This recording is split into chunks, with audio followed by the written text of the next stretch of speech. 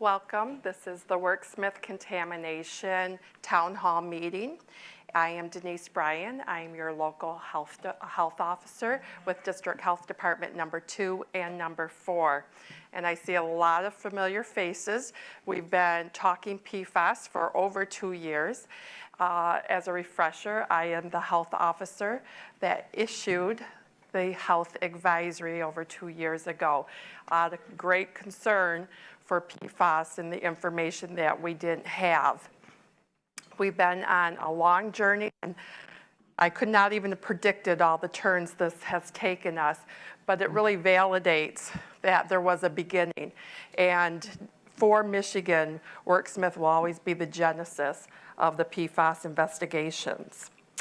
For our agenda, we will have legislative comments. We have some legislators in the room. We not only have those that hold office, we do have individuals that are running for office that have made an effort to be here. We will get an update from Aaron Weed, the Escoda Township Supervisor. Bob Delaney will do the DEQ update. Christina Bush from the state as a toxicologist will also do an update. And we will have plenty of time for questions and answers this evening. So without further ado, I would like to introduce 3 of our legislative representatives. And first we'll have Jacob Bennett, Deputy District Coordinator for Congressman Dan Kildee. Come up. No, Jake? We'll move them down the agenda, go with the flow. And Senator Thomas, we have you up next.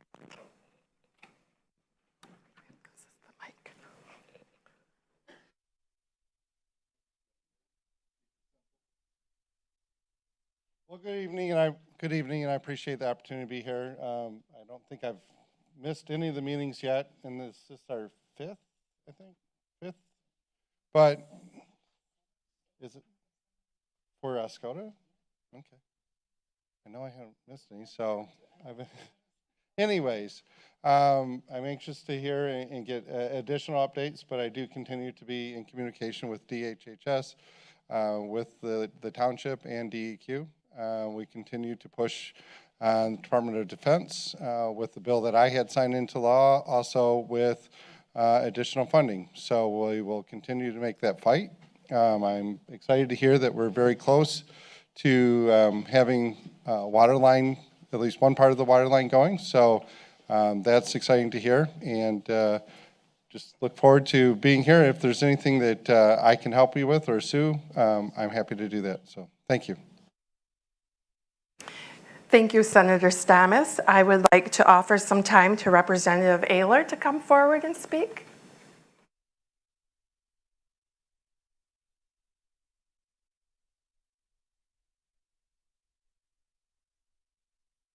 A little shorter than Jim. Okay, thank you very much. Excuse me. I have been, I guess, aware of this probably since your first meeting that you held. And an issue that I've been very in tune with. I've had many conversations with Denise. I continue to have biweekly meetings with DEQ, DNR, MPART, trying to stay abreast of different aspects as it evolves, because this is an evolving situation. I was at the local meetings that have been held, Aaron Weed's township meetings, and I have been in contact with Aaron on a regular basis. As Jim said, we were able to secure funding with regard to the phase 1, and we are working on additional funding. With the DNR, we've also been able to secure funding that's going to involve testing of deer. 20 deer have been taken recently.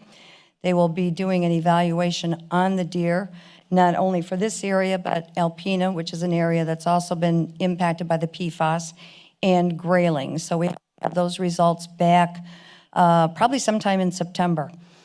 Meanwhile, we continue to move forward, and we'll continue to stay in contact with all of the stakeholders. If you have any questions, by all means, get a hold of my office, send an email, just stay in contact so we can keep the lines of communication open. Thank you. Thank you. And did Jake come in? Anybody have a spot? Jacob? Okay, we'll loop back to him. And Terry, I just saw you stand up. I would like to introduce a new commissioner in Iosco County. We have Commissioner Terry Dutcher here tonight. Very interested in staying in touch with our PFAS investigation and the needs of our team. We will next go to, it looks like Aaron from Oscoda Township.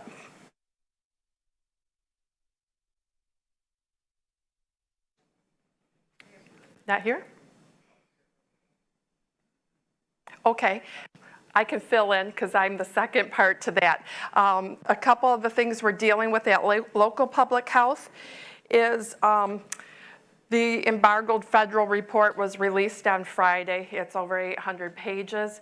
I believe that's going to be pertinent scientific information for our M part that has a scientific board to review and make recommendations to legislation and to public health officers as if it changes any of the parameters for action. The foam on Van Etten Lake is, again, it's setting precedent for the testing and how we are handling foam on lake. I did issue last September a health advisory for not to ingest the foam. It is very high levels, concentrated PFAS. And the question at hand is, should the public beaches have some kind of signs to warn any visitors about the foam on the lake? And my plan is to reach out to the Van Etten Lake Association, the president, and talk about signage for the lake. And Chris will talk about, again, swimming in the lake and her opinion with that information when she gives her presentation.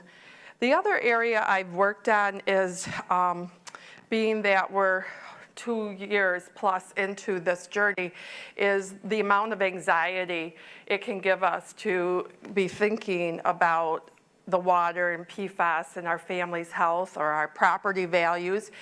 And I've reached out to some behavioral health to talk about seamless ways to get support if there's increased anxiety for individuals or families, because, you know, lives are busy and have enough stress in them, and I kind of realize this is another layer of stress.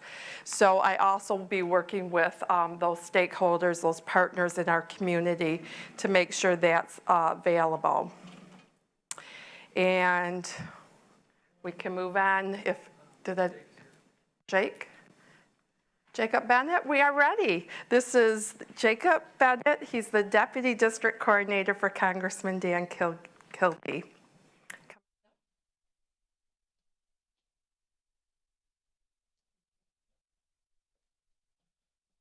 Thank you. I know the past couple of RAB meetings, there's been expressed some interest about what's happening in Washington so far. I know the couple of things you may or may not have heard of already.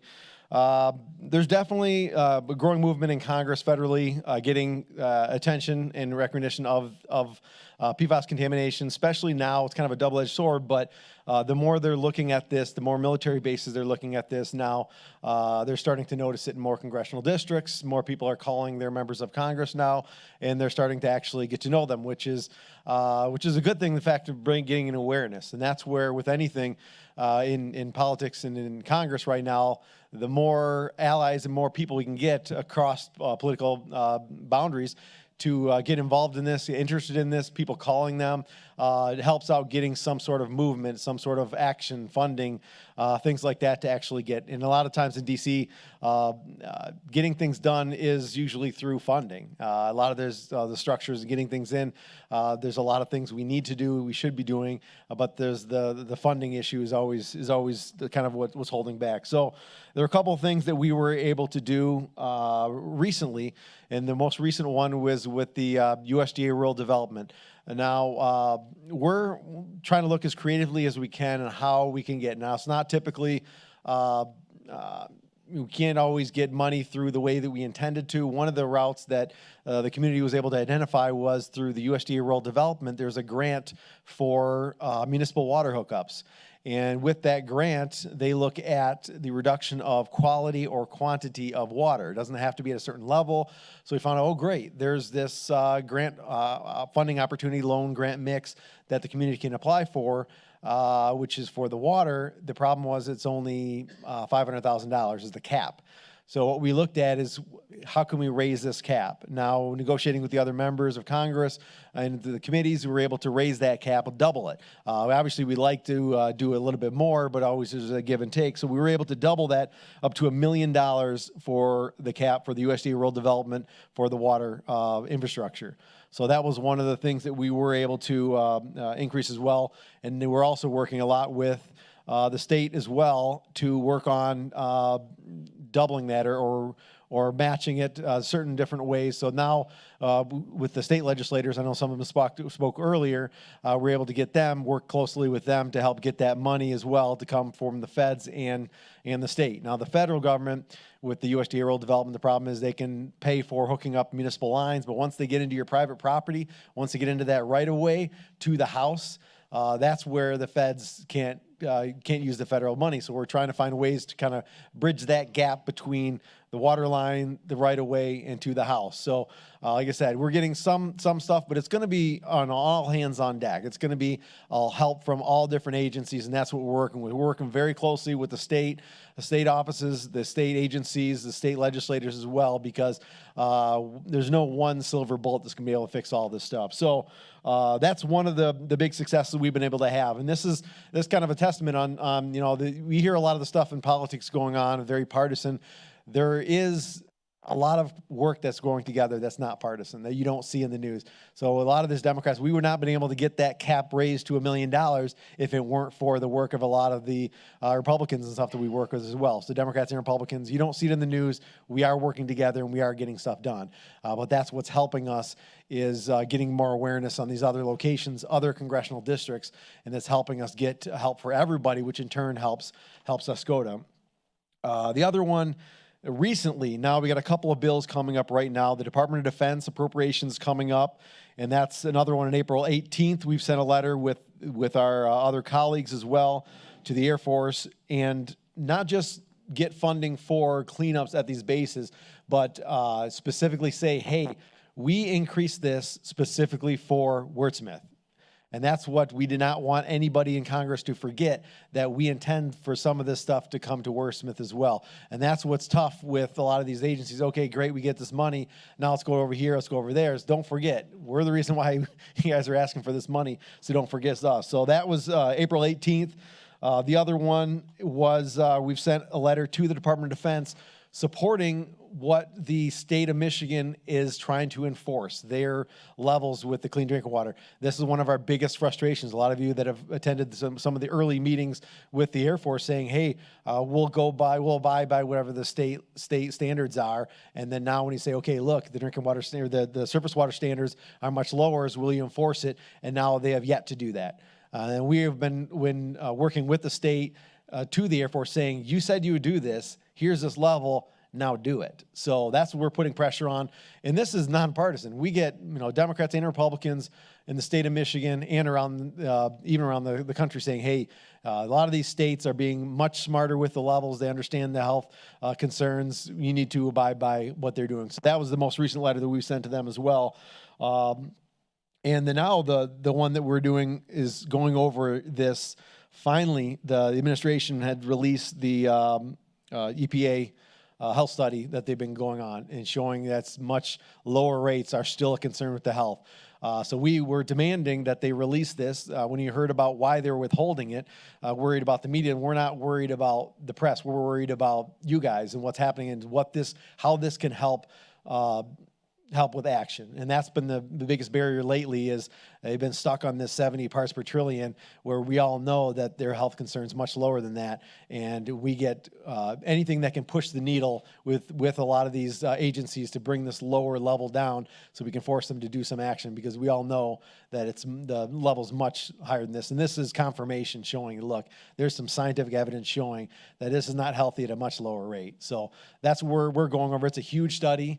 We're pining over it. There's just a few of us here in the office going there, but that's what we're working on as well, is how can we use the scientific evidence that they've been asking for, to help leverage more help to you guys much faster. So those are some of the things that we've been working on. Like I said, we're working very closely with the MParts, and they've been tremendous help with us when dealing with the agency, giving us the facts, the statistics that we need, the background, because I'm not, I went to political science, not a real science. So I don't have the backing that a lot of these guys have with the expert. And they've been tremendous help giving us the ammunition to go and to fight for you guys to try to get your help. So those are some of the big things that have been going on recently. But like I said, most recently they've been going, and we've been pushing the administration because this budget process, we go to the agencies and ask them, how much money do you guys think you need to do all these things? And the president's administration came back and they actually requested less money than last year for cleanup.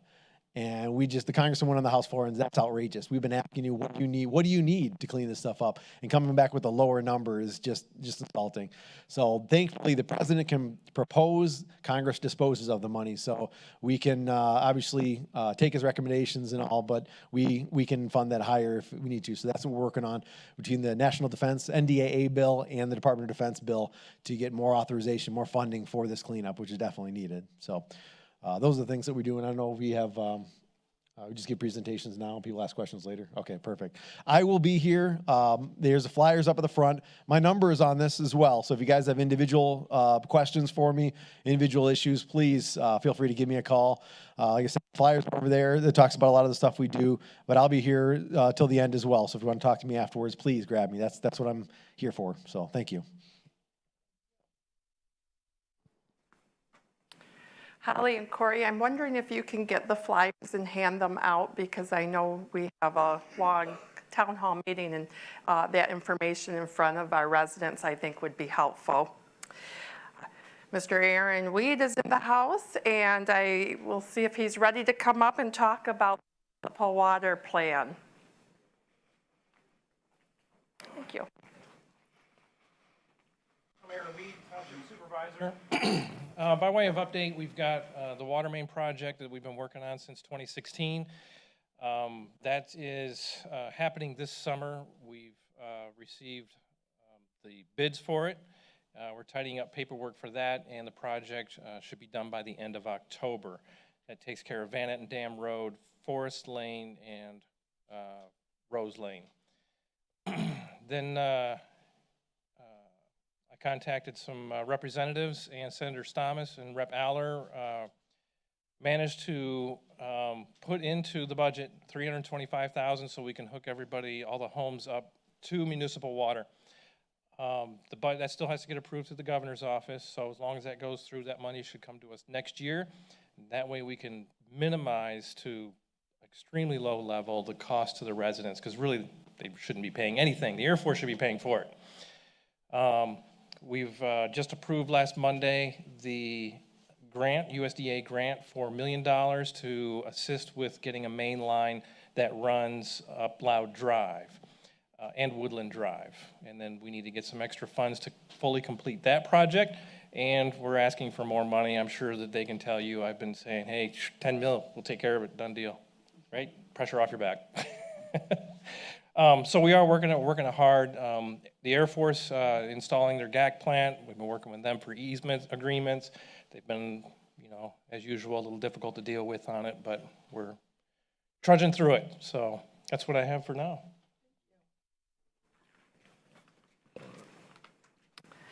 The next two are presentations, and they're really the updates on the investigation. And so we have Bob Delaney from DEQ, and then Chris, you can go right into your presentation when Bob's done.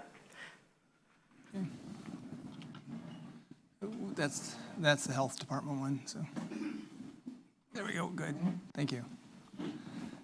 Okay, Bob Delaney, and I'm the project manager for the state of Michigan, overseeing the work that the Air Force does, for those of you who aren't familiar with that.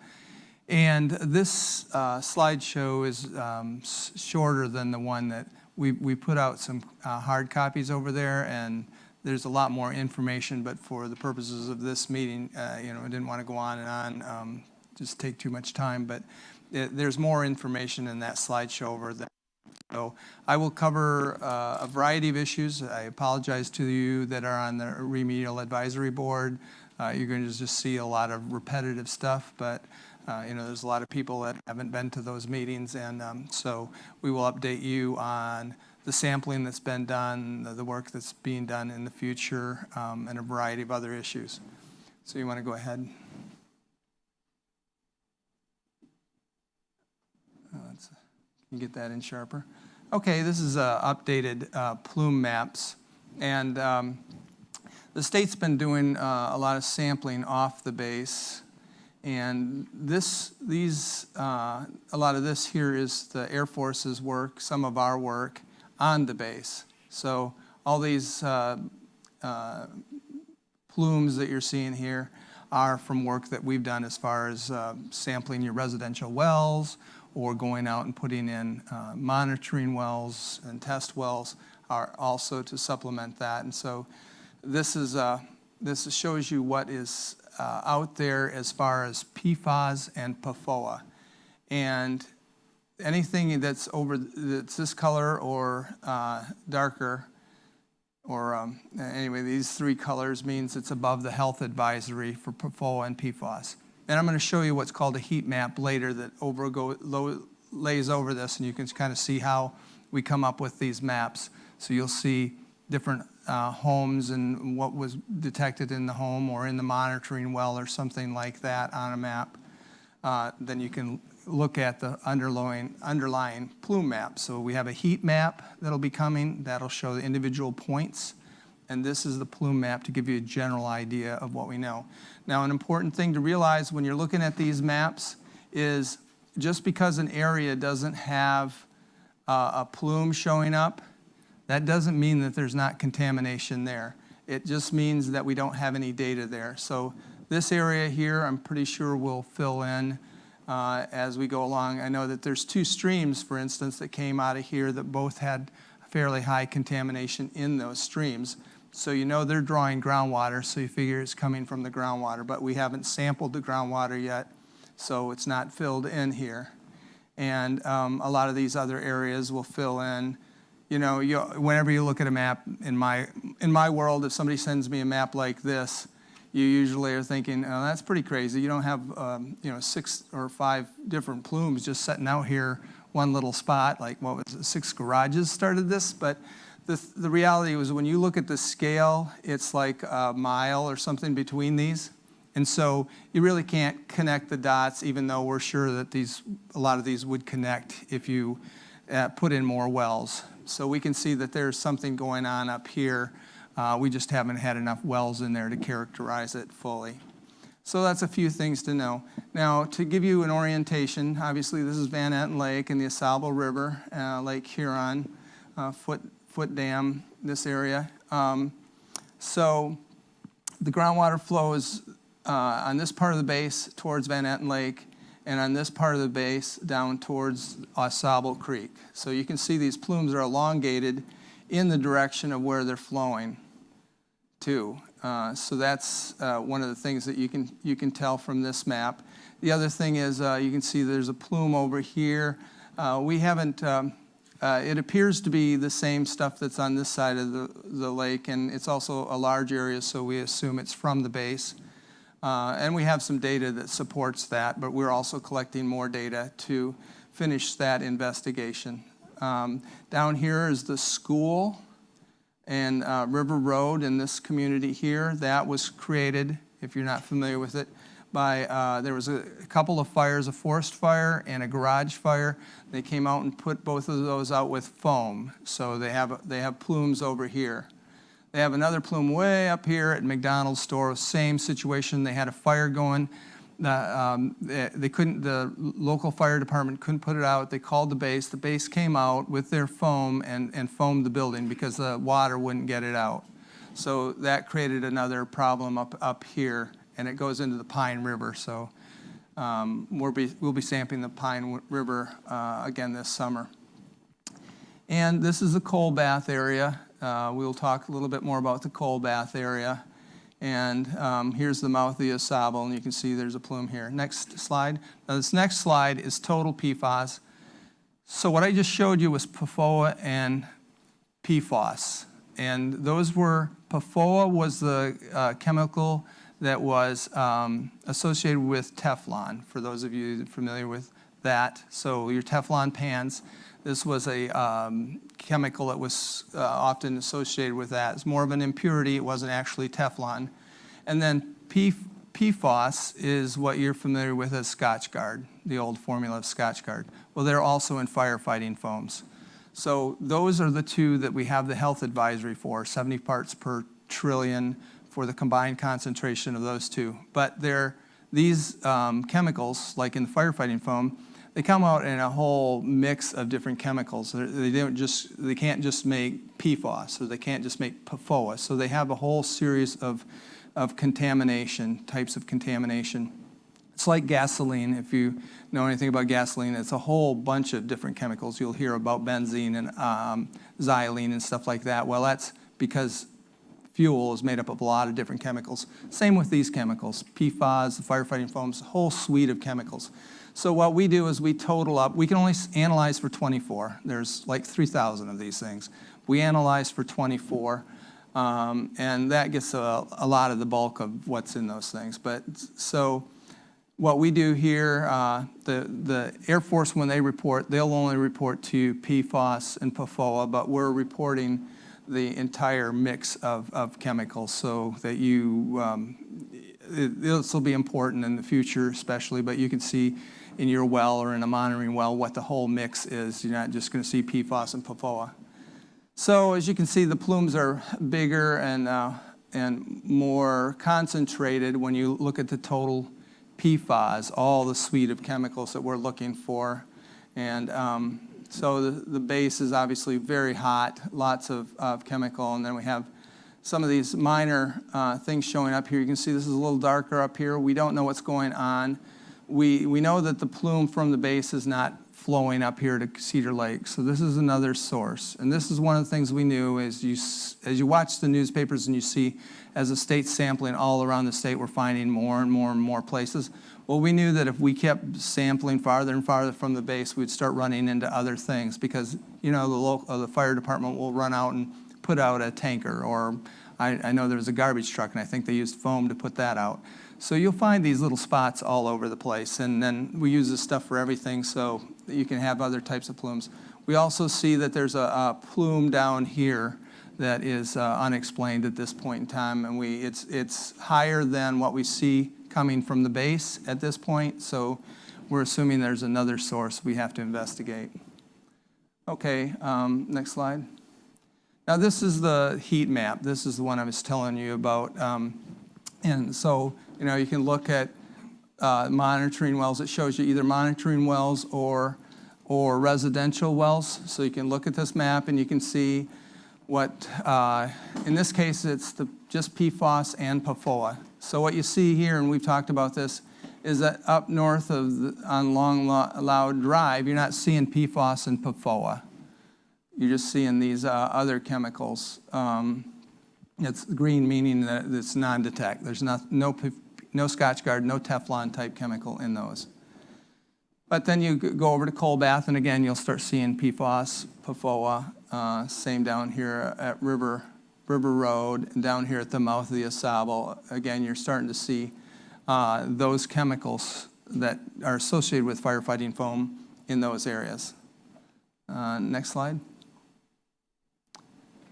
And then this is the total PFAS levels. So again, you know, if you're interested in knowing, well, what's going on in my neighborhood, because you might be on municipal water or something like that, or you haven't had your well tested, you can look on these maps and get an idea of what's going on in your neighborhood or over by the school or whatever you are interested in.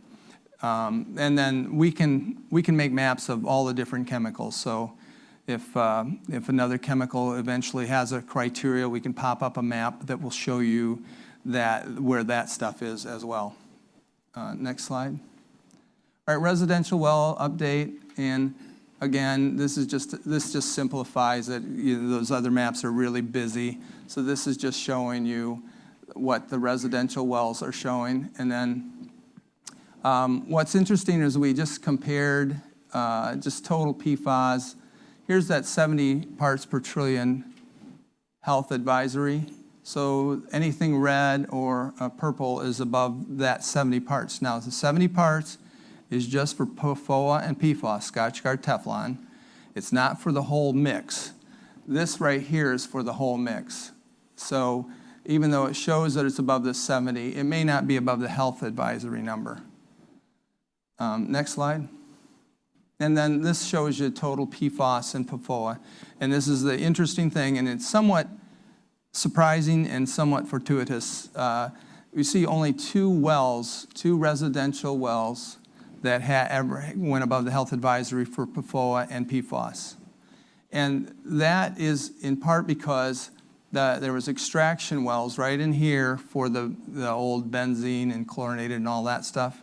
There was a system in intercepting that stuff. Well, it happened to intercept some of these really bad plumes that were moving towards your homes. And so it stopped those plumes and prevented them from really getting really super high levels into your homes. So that's one of the most fortunate things that's happened here, is that those plumes intercepted it. Otherwise, you would see lots of red squares over here. Next slide. All right, cold bath area. The state has been out doing work, putting in wells and sampling residential wells off the base. So I was just gonna give you a little update. Cold bath had not had any contamination above the health advisory number, the 70 parts per trillion, until we had one round in one of our wells. One of the wells we had put in showed up, came up back above the 70 parts per trillion. So right now we're in the process of going out and sampling everybody's well in that area, because we don't want nobody is on filters up there. We don't want something higher concentration moving into your well and not knowing about it and not stopping that immediately, stopping that exposure. So this shows you where the one location was that we found that went over the 70. Next slide. So this map is just about us out there. We've been knocking on doors. We've been trying to get people to get samples of their wells. If your home's and you're here and your home is yellow, that means we weren't able to get a hold of you. Green mean we were able to get a hold of you. We've sampled your well. We will be getting results back. I don't know if we gotten them back yet. We've gotten a few, but when they come back, we will be sending out letters to the individual homeowners so they know what's going on with their particular well. Next slide. River Road area. Okay. Again, here are some wells that we put in, and these two, the red ones, are above the 70 parts per trillion health advisory number, so that we know this plume has problems. And I believe this one right here was this the one? There was a home right next to this one that went over the 70 parts per trillion, and they have a filter in now. So next slide just again shows you we've been out sampling, asking, knocking on doors. So you can see there's a bunch out here. And again, if you or a neighbor is at home, we'd like to know. We'd like to get into your house and get a sample to make sure that you're still safe. Remedial investigation update. So like I said before, the state's been doing a lot of work off the base, trying to bound the plumes. What happened was the division chief came in and said, we've got to just get to the edge of this. We got to find out how big this is so that we can, give directions to the community, helping them know whether they're in an area that's safe or not safe, and things like that. So we've been out doing that work. This is what we found in our first phase of the study. The orange is the between 10 and 70 of just PFOS and PFOA. So you can see that some of these are getting into they're approaching 70, some of them are approaching 70 as far as the health advisory. But again, these are monitoring wells. These are not residential wells. Next slide. All right, this is total PFAS. And then when we again look at the 70 parts per trillion, now we can see some of these areas where we have a total PFAS number that's above the health advisory. And this could become important if the health advisory changes, if they add more compounds into it, then you start having to add things together, and so things could go over a health advisory number or something like that in the future. So we want to know ahead of time where are the problems, and we can react quickly as we see things. But again, I mentioned that looks like there's two different sources, and you can see that, just this simplified map, you can see suddenly we've got a red down here and we've got a red up here. Those, we can't attribute that towards the Air Force. So something else is going on in those areas. Next slide. And this is kind of a busy slide, but it was to tell you that we're still, and one of the things, looks like we've done massive amount of investigation, but the problem is the scale. This is like 8 square miles. So, if you measure some of this is like 3 miles or 2 miles between borings. So it's always deceptive. It seems we've done a lot of work. We've put in a lot of money and effort into this, but it's such a huge, huge issue that it still dwarfs what we've done. But we had, the purple was work to see what was going on under the AuSable River. Was this stuff flowing under the AuSable? Is it flowing along the AuSable? In these rivers, often the water, all the pollution won't daylight into the river. It'll come to the river and then follow the gravel that's under the river. So it'll turn and just start following the river. So that's why we were out doing this. Then we were busy trying to bound how far north it went. And we think as far as the Air Force's part of this, we think we're sure that we bounded it somewhere in here, but then we've got another problem going on up here. We feel we bounded it down here pretty well. We've got another problem going on down here, though, that we've discovered. And the last phase of work will be to look at what's moving along the AuSable River. So that'll be our final phase of this. Oh, and then we're also looking up here around the dam to try and understand better how the contamination is getting from here to over here. So that's the last phase of what we're doing. Next slide. All right, surface water sampling plan, and many of you have seen this already, but in our work with the Air Force, one of the things that we have been insisting upon is that they address the impact to surface water and to the fish, and that we want that response speeded up, that we believe that there's enough information that they can make decisions at this point. And they haven't yet accepted the idea of protecting the surface waters or the fish at this point in time, okay? Ultimately, they are on the hook. They will have to address it, but they are not taking it aggressively at this point in time. They are focusing, and this is a national policy, they're focusing only on drinking water. So this national policy is actually preventing moving forward quickly on the surface water and fish issues. But the state's going out, and we're going to document those plumes going into the surface water. So this summer, in the next couple of weeks, we will be going out and sampling all these highlighted yellow areas, the surface water. We will be checking the groundwater as it comes into the surface water to see the connection between groundwater and the surface water. So combining that with other work that we're doing, we'll have a better and better picture of how this all works together.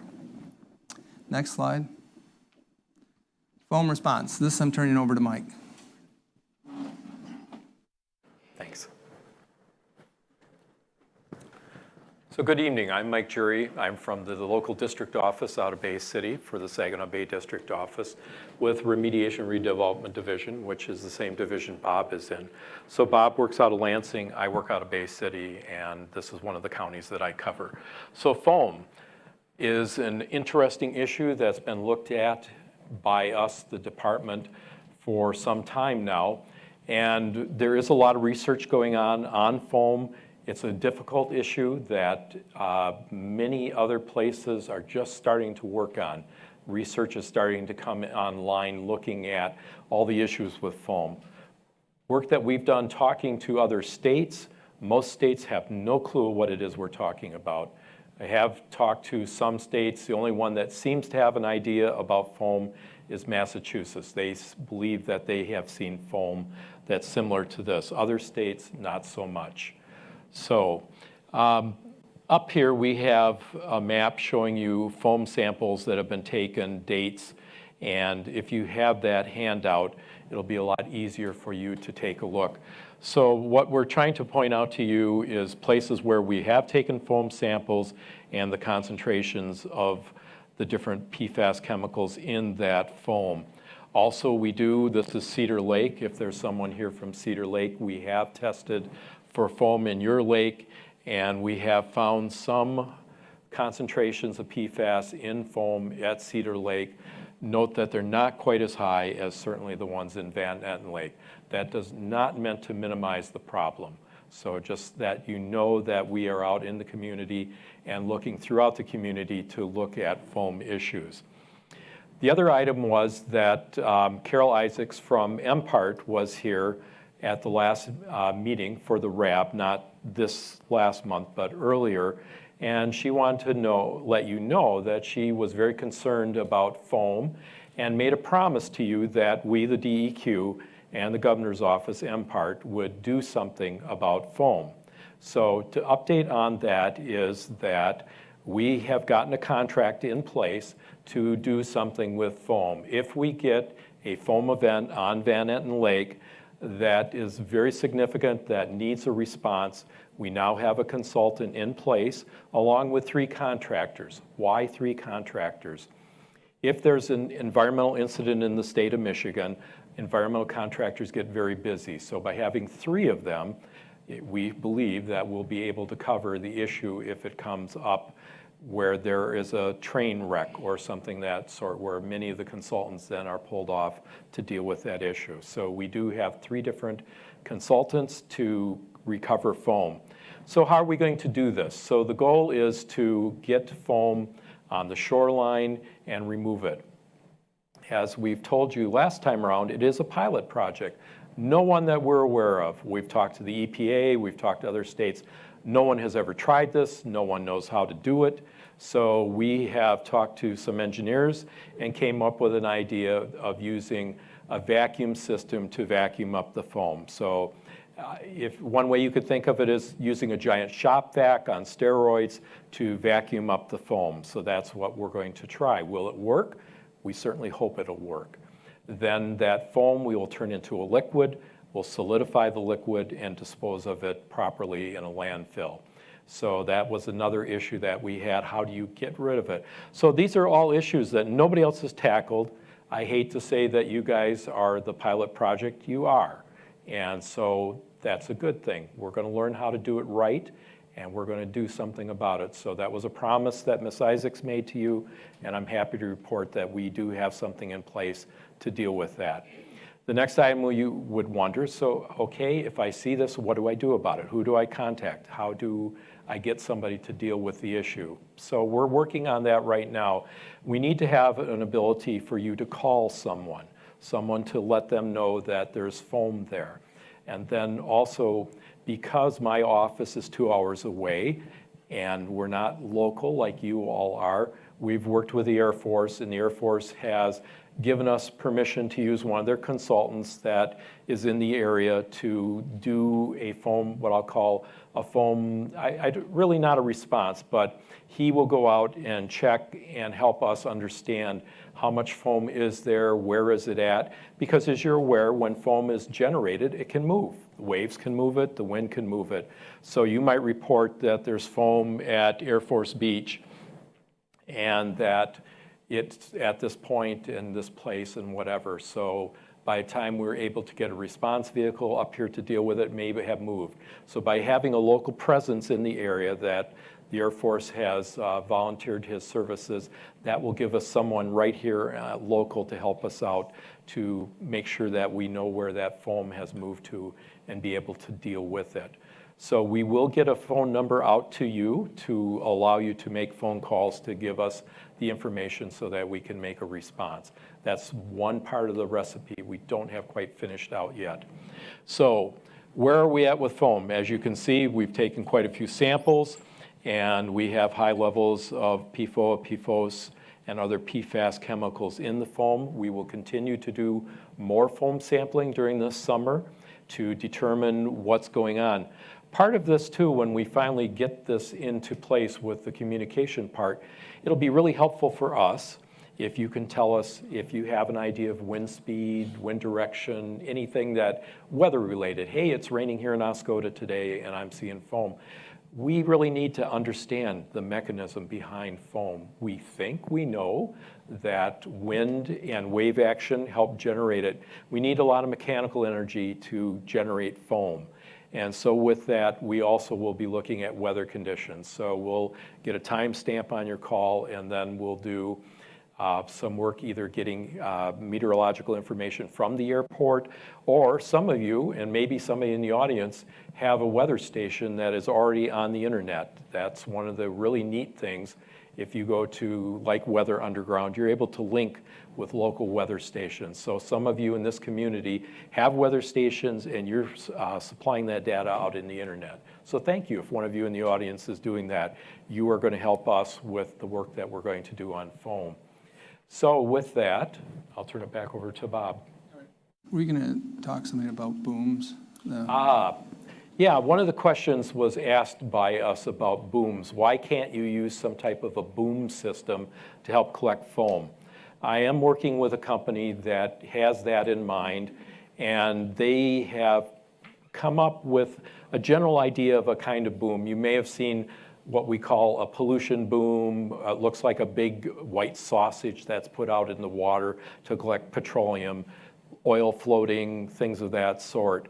So the problem they have is that they have to have a material that will collect PFAS, and so they're looking at materials that they can put into the boom. Second problem, how does you get the boom to float with this material in it?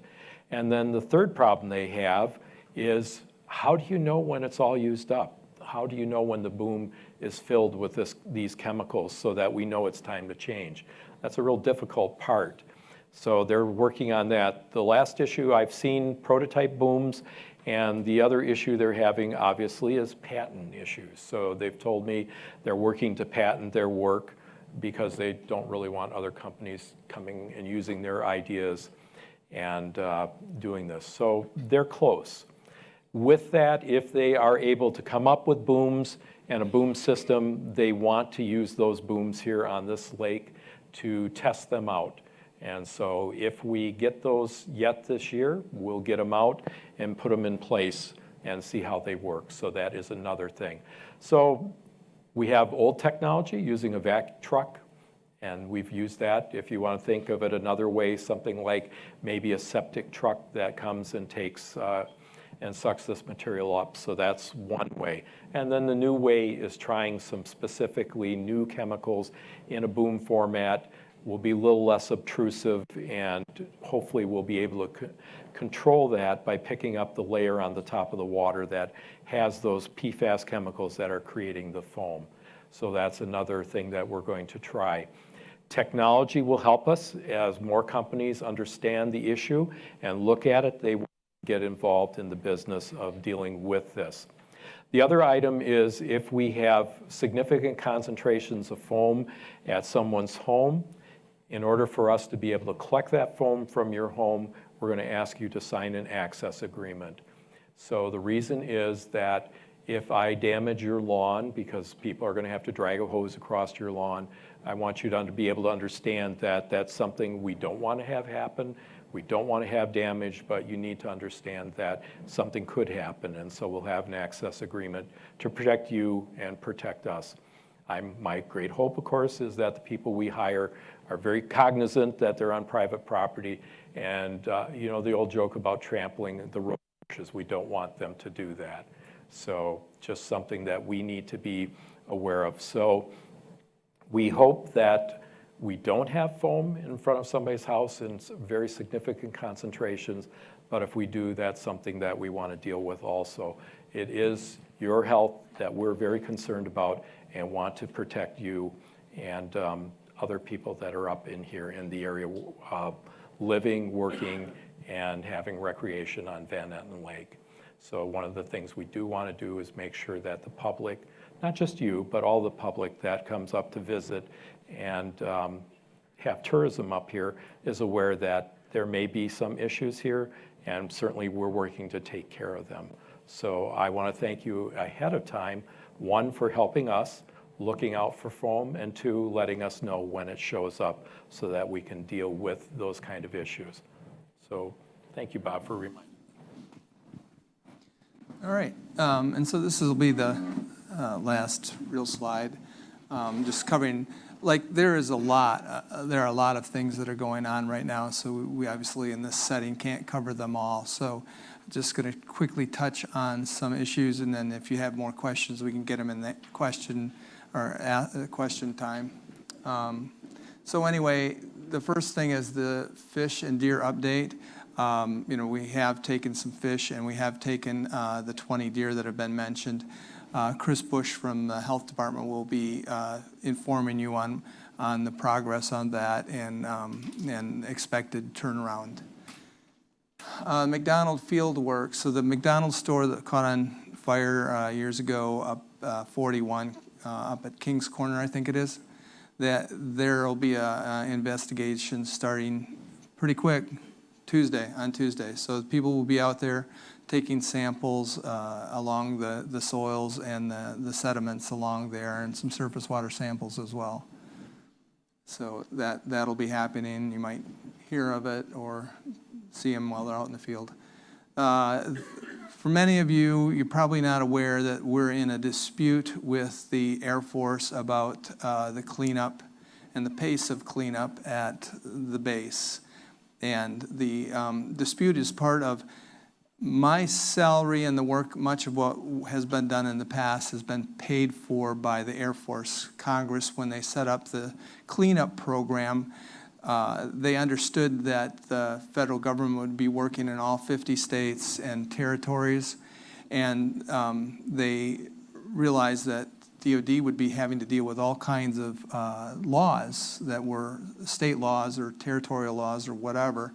And so they recognized that it would be difficult for the states to respond adequately to this really major effort that they were making, and also that we were the ones that understood our law the best. So Congress set up money for the state's participation. So that's what I've been doing for quite a few years now, has been working under that. But there are certain things that are not allowed under the grant. One is the investigation work. So all that's going around to your homes and sampling your wells, or going out and drilling holes or catching fish or whatever, the DOD won't pay for those under this grant.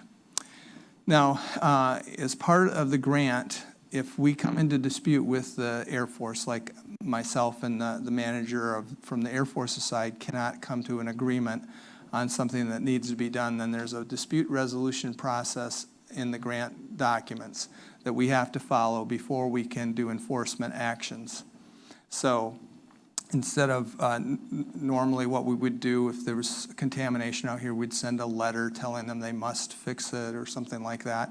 There's a variety of enforcement tools, but we can't use those and maintain and keep the grant unless we go through this process. So that's what we're in the midst of right now. We're telling the Air Force, these are our laws, this is what you need to do to meet these laws, and we're just working through that. There's a lot of national implication for what's decided here, so it's not just a straight I and the other project manager can't get along, or we're not smart enough to figure out something. It's really that there are big, big issues. And you guys have been on the cutting edge of this whole thing all along. You've been there when there weren't any health advisories, and so This is just more of the same process as everybody tries to grapple with the big problem. And so we're in that process right now. And so I guess we've met once and we're setting up to meet again, and we're working through some issues with that.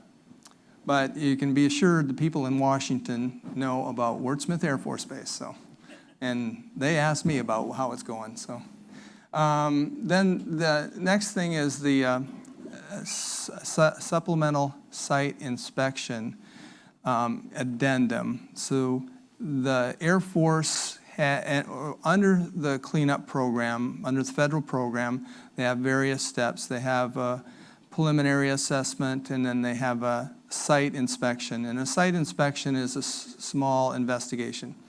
The preliminary assessment, they just go read, what's in the files and say, oh, this looks like it could be a problem. And they go out and they look around and they say, yeah, this could be a problem. That's the first phase, and they try and identify what the problems might be. Second phase is they'll go out and take a few samples to see if it really is a problem. Just because it says so in the files or they think so, they need some actual data.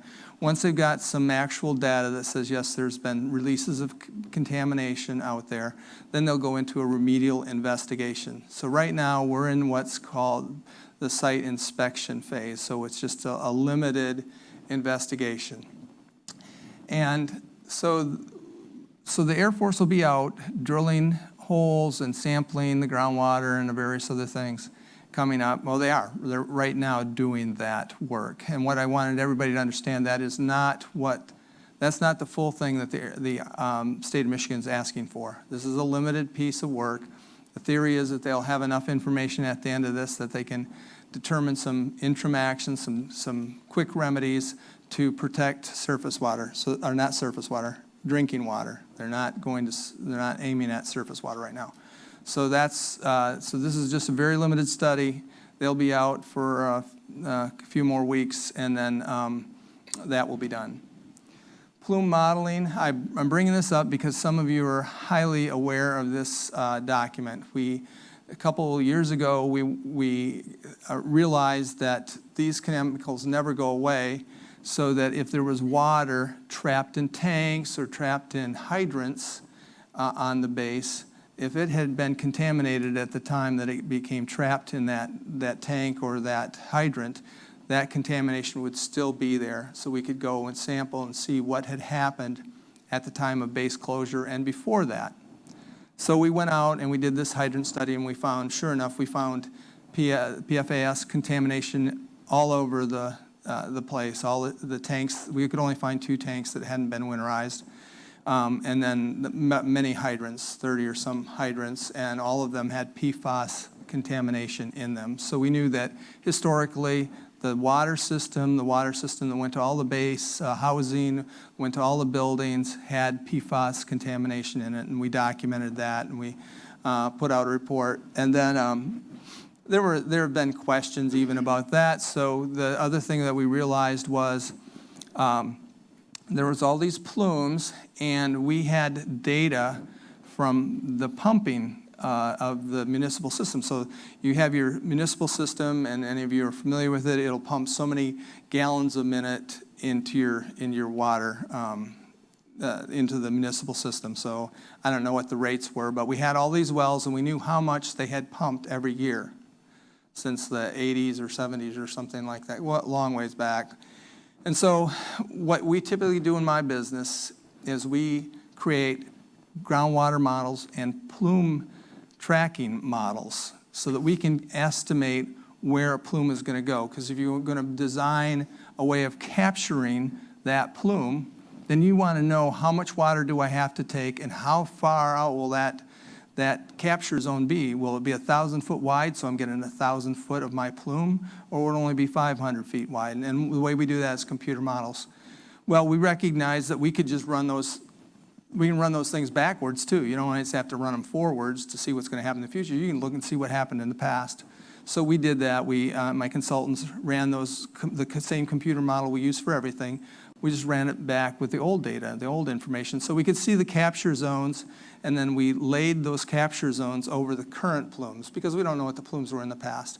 But what it clearly shows is that all the extraction wells that were providing water to the base would have been in today's plumes.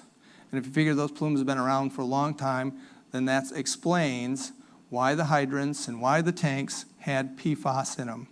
So that report hasn't come out yet, because our management, there's a lot riding on this report, and they wanted to have it peer reviewed. So it's gone out to a professor at MSU to review what my consultants had done to make sure that it's well done, if there's any problems with it, to identify them before the report is released. So I'm expecting that report to be released probably within, probably in July, I would assume, but I can't really speak to that yet because I haven't seen the write-up. So anyway, I know a lot of you have questions about that, so I wanted to put that out there. And then this is the last thing, most of you aren't familiar with this, but vapor intrusion has become a big issue in the state. That means a lot of these chemicals, like your gasolines, your jet fuel, the cleaning degreasers that we cleaned our carburetor with, and they used a lot in industry. Those things went into the ground. That's why we have a lot of these pump treat systems. They're pumping the groundwater out and treating it because of these chemicals, not because of the PFAS. Well, anyway, it's come to everybody's attention nationally that stuff would also volatilize and go up into your basement, into your house. And so all kinds of sites that had this contamination that we've been dealing with, we've been going back to, and so is the Air Force and DOD. They have been going back to all these sites and trying to see if there's any danger left. So that is, we're right now working out the work plan for Air Force to go out and check and see if there's any problems in the housing and around the buildings up in the old Air Force Base, to make sure that people are not breathing these chemicals. So that, I believe, will start this summer, the actual field work. And next slide, I think that's about it. All right, so there's just my contact information, and also the web page for Wordsmith, if you want to go on to the state's web page and be updated on that. I think that's it.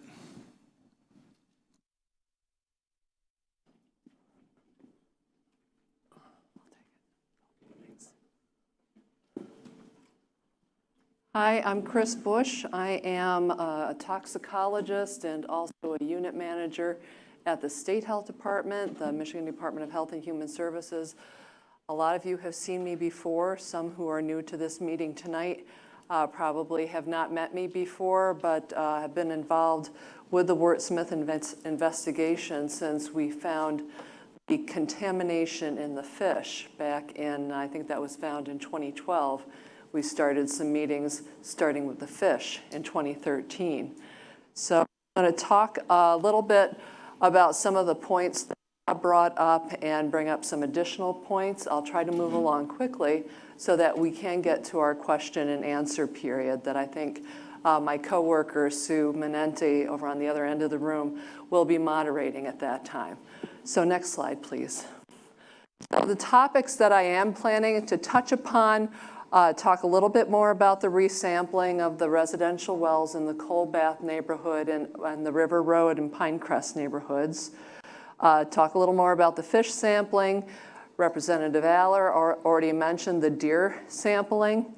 Talk a little more about the foam evaluation, and certainly talk about the ATSDR toxicological profile for these chemicals. ATSDR is a branch of the Centers for Disease Control and Prevention.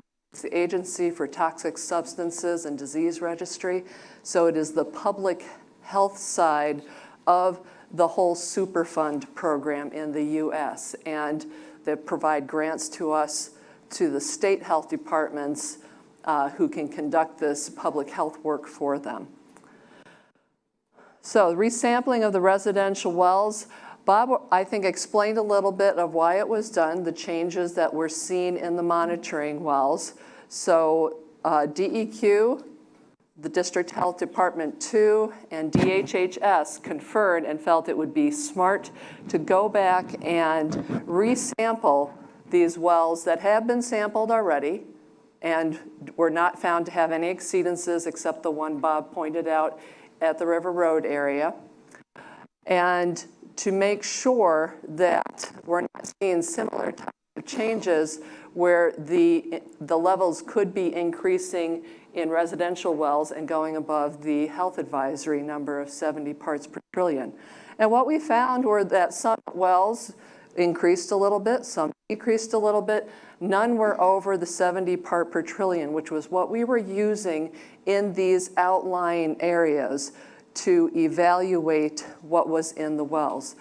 The wells that are down gradient or downstream, if you will, from the Air Force Base, those are evaluated differently. We do not compare them against the 70 part per trillion. We were determining at first if there was a detection in your well because it was just so new and we didn't understand. We don't have an idea of how long or to what extent it may have been in the wells, and the contamination coming from the base is not yet under control. So we wanted to make sure that we stopped that exposure in those areas. The outlying areas we wanted to compare because they don't have that massive contamination from the base coming towards them based on our understanding of the way groundwater moves. So for our evaluation then, we made no changes to the recommendation. We had told people it was okay to use their well. And we maintained that, that conclusion. But again, for the one well on River Road that is already on a filter, we figured that well should stay on the filter. As far as communications, we were hoping to have some letters out. I have called a few people because I know people want to know their results, some of the results that have come in. I was hoping to get the letters out this week, and they may be out in the mail by the end of the week, certainly by the beginning of next week for the results that we have so far. So you will have the results in a letter format. For those of you who have gotten results before, if you're at this meeting tonight or watching on YouTube, the letter is going to look different. Previously, we gave you the letter and then we gave you the results. We're still giving you the results from the lab, but in the letter, we will tell you what those numbers are so that you can understand them a little more quickly and you don't have to do the math. We'll do the math for you. But for these areas, we're still not done. Just like Mike explained and Bob explained, we will continue monitoring and the area and also reviewing the science of these documents. And the science of these documents is being discussed in that toxicological profile that I mentioned. We'll get to in just a few slides. Next, please. So fish sampling. There were fish collected from area water bodies this year, this calendar year, and these are the species collected and the number from each site. I'm going to tell you a little bit about our fish advisory program, which we call Eat Safe Fish. And what we try to do is to have a good sample size to do good statistics on. We want to try to get 10 of that species of fish. We have made conclusions on as few as 5 fish of that species. So with the rock bass, 5, we'll still be able to evaluate that data and determine, are there any fish consumption guidelines that we think need to be in place? Van Etten Lake already has some consumption guidelines, as does the lower Au Sable River. To find those, I'll have the website posted at one of the end slides, but it's our Eat Safe Fish. Easy to get to, michigan.gov/eatsafefish as one word. The results for the analyses of these fish that we collected this year are expected this fall. And I say this fall because we are expecting them somewhere around 3 months after collection. But things happen, and so I think it's going to be within fall. 3 months would be more like September. So that would be the earliest I would expect them. Next, please. We were not able to get all the species that people were hoping for. with this first collection that happened earlier this year, so we do plan to go back and get and try again for some additional species. For Venetton Lake, it will be perch. At the river mouth, where the Au Sable goes into Lake Huron, we will be looking to get bluegill and pumpkin seed, and we're hoping that the results from the bluegill and pumpkin seed at the mouth will help inform us as to whether we think we ought to sample any walleye or, oh gosh, not the salmon, the trout that come in. I'm so sorry. Steelhead, thank you. Can you tell I'm not a fisher person? So we're also going to get into Cedar Lake and get some samples there just to give us an idea if that is an issue or if that's looking like any other normal lake. Next slide, please. As Representative Aylor touched upon, we do have 20 deer that were sampled from Clark's Marsh. We got them before the fawning season. So we've gotten those into the lab. We do expect the results, I'm saying this fall. So whether it's September, October, thereabouts, we certainly want to get that information and get that out there. And I think she mentioned also that we will be looking to sample from Camp Grayling, that area, and the Alpine. We'll also be looking down in Kent County, where we've been doing a lot of work around the Rogue River and in Rockford. Next slide, please. The foam evaluation. So as Brian mentioned, we did an initial foam evaluation close to a year ago now, when the foam was first noticed on Venetton Lake. And with that preliminary evaluation and a little bit of follow-up, we came to the conclusion that skin contact with the foam, we are not concerned about as far as the possibility of it absorbing through the skin. That is not a significant exposure pathway. The significant pathway is people swallowing the foam. So our recommendation is to avoid swallowing foam, and probably a good recommendation to go with that would be, after having contact with it, if you have contact with it, or if your child has contact with it, is to go ahead and just wash off your hands afterwards. Be similar as if you were working in the garden, not bringing the dirt in on your hands. Next slide, please. So last week, the ATSDR released a draft toxicological profile for PFAS. A toxicological profile gathers in a lot of information about a chemical or a group of chemicals.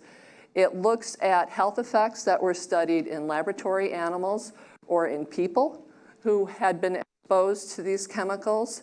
It looks at where these chemicals are used in industry, how they get to the environment, so that indicates how people can be exposed to them.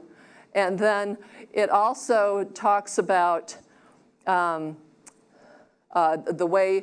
understanding that scientists have about how it's absorbed, metabolized, distributed in the body, and then eventually how the body gets rid of it. From these toxicological profiles, they derive what is called an MRL. That's a minimal risk level. A minimal risk level is a daily dose that's expected not to cause any harm to that individual for that time frame of exposure. So an MRL is similar to what the US EPA derived to calculate its lifetime health advisory level, the LHA that we call the 70 part per trillion. The MRL is not comparable to the lifetime health advisory. You don't want to compare those two. What EPA derived, is called a reference dose. There's similarities between the two as far as it's an amount per body weight of the individual per day that is expected within what we call an order of magnitude, about 10 times, not to cause harm. So what are the PFAS MRLs? Well, let me tell you a little bit. The EPA, their reference dose that they used to derive the LHA was 20 nanograms per kilogram of body weight per day. So it was, if you were going to write that out, it was 2 times 10 to the minus 5. And I'm not sure what the question is, but I'll make sure that you come to me with that when you're shaking your head. The ATSDR, when they calculated MRLs for those same 2 compounds that EPA calculated it for, their results were for PFOA, it was 3 times 10 to the minus 6, so it was nearly 10 times lower.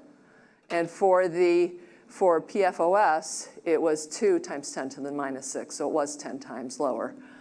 They also, ATSDR also derived an MRL for perfluorohexane sulfonate.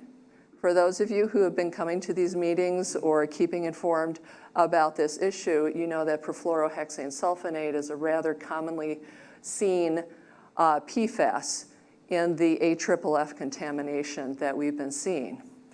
The number that they have for that is 2 times 10 to the minus 5. It's essentially the same value as what EPA had derived for PFOA and PFOS. The fourth of these chemicals that ATSDR felt that it could derive a number for, because even though there may be data out there, there may not be sufficient data for some chemicals, but the ATSDR felt that there was sufficient data for a PFAS that is called PFNA, perfluorononanoic acid. And the number they had for that was 3 times 10 to the minus 6. So it was the same as what they derived for PFOA. So bottom line is 3 of the 4 PFAS that ATSDR came up with for MRLs were lower than the EPA numbers that EPA derived for 2 of those PFAS. So what does that mean? What we are doing at the State Health Department is we are going to be reviewing this toxicological profile. We want to understand the process that ATSDR used to derive these chemicals, and we will update public health response as needed. How long is this going to take? It will probably take at least a few months. This is not simple science. It's not just doing math. It is pulling apart these studies that were looked at, and also making sure that since ATSDR had developed this profile because it had been ready to be released publicly for some time, since that time that it was ready to release, what other studies have come out? Is there more science out there that sheds light on this that could change those numbers? So we want to be sure about that. We want to be sure that we just don't carte blanche accept what is said. We want to be sure that we agree, or if we disagree, either way, we make sure that we give our rationale for that. Dorian, can you go to the next slide, please? So, information resources. Bob gave an internet address to go to more information for Wordsmith, and when the page comes up, it changes to the long gobbledygook that was that web address. Much easier way is just to michigan.gov/Wordsmith. That will get you to that same page. The PFAS response page is the main MPART page, the Michigan PFAS Action Response Team page. From there, you can see the general discussion that's been going on as far as what the state has been doing in various issues and areas and questions and concerns that we've been hearing about and that we have about PFAS. But you can also click on links to other sites to see what's been going on there. Our Eat Safe Fish website is available, so if you are going to go fishing elsewhere in the county or elsewhere in the state, you can look up information about what our recommendations are for good eating healthy fish, but at safe consumption levels. And then lastly, if you want to look at the toxicological profile, certain chapters of it, if you want to look at additional fact sheets that the CDC has put together in regard to PFAS, you can go to the ATSDR website. Again, they're part of the CDC, and just put in PFAS, and that will get you there, and you will have all sorts of links there.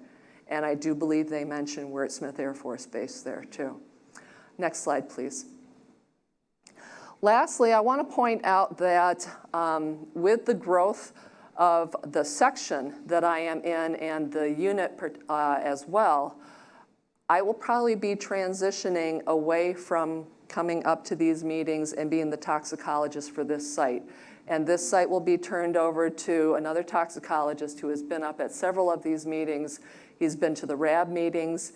He's been to the BCT, the base closure team meetings. His name is Abi Musa. I have his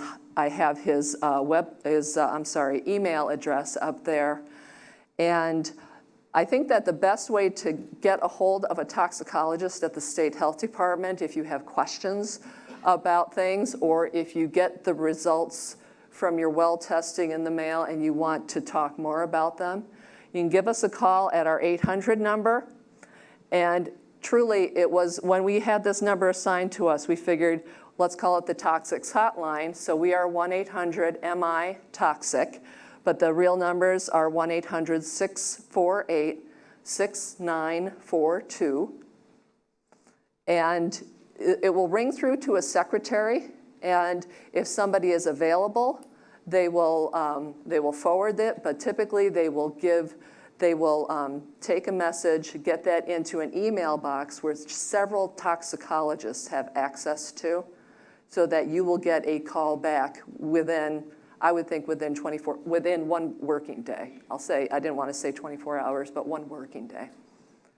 I'm going to turn the mic over to Sue so she can start moderating the question and answers. Yeah, thanks, Chris. Thank you to all the presenters. Just a couple of items I wanted to add related to Chris's last slides. If you are looking for updates, new information to learn what's happening at the Wurtsmith site, are we looking at new monitoring wells? Has data been received? Go to the Wurtsmith page, and there will be a short description of recent activities. So the state's trying hard to keep those PFAS site pages updated with more current information. So you would be able to go there and find new information as it becomes available, and as soon as we can get it posted. I talked to someone earlier who said they've been receiving questions from people who are looking for help in understanding their test results. So when they get their letters with that lab sheet, that can be really difficult to understand. So if you are receiving your results, you don't quite understand what it means, give us a call at that 800 number. And one of us will be more than happy to walk you through that and explain to you what it means. We have toxicologists, we have health educators that have had lots of experience in PFAS, so we'll find somebody who can help you understand what your letter means, so give us a call. All right, so we're going to start the question and answer session. As JD mentioned, we'll ask you to come up to the microphone to pose your question. And as JD mentioned, please keep it civil. There are a couple of extra chairs here, so if you want to come up and be in line, you can grab a seat and wait your turn. Kathy may be fielding some questions from the internet, and if so, she'll shoot those to me. Arnie gave me one question on a card. We do have more cards available if you'd rather write your question. Corey's got cards over here. You can write your question down, and we'll get that answered. But Arnie, you had a question, and did Bob answer your question? It is, and he partially answered it in his presentation. The question is predominantly for Bob. He answered a lot of it, but if you could read it. Do you want to read it? The question originally was, what was the purpose and scope of the study called Capture Zone Delineation at the former Wurtsmith Air Force Base? So that's the plume study that you referenced. Question 2, so that's the purpose and scope. So if there's anything new you might want to add. Question 2 is, how is it related to MDEQ's hydrant study of 2016, I believe?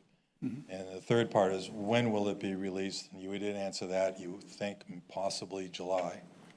Right. So I think the overall scope of the study and purpose. Okay. Well, I've worked on this business for 30-some years, and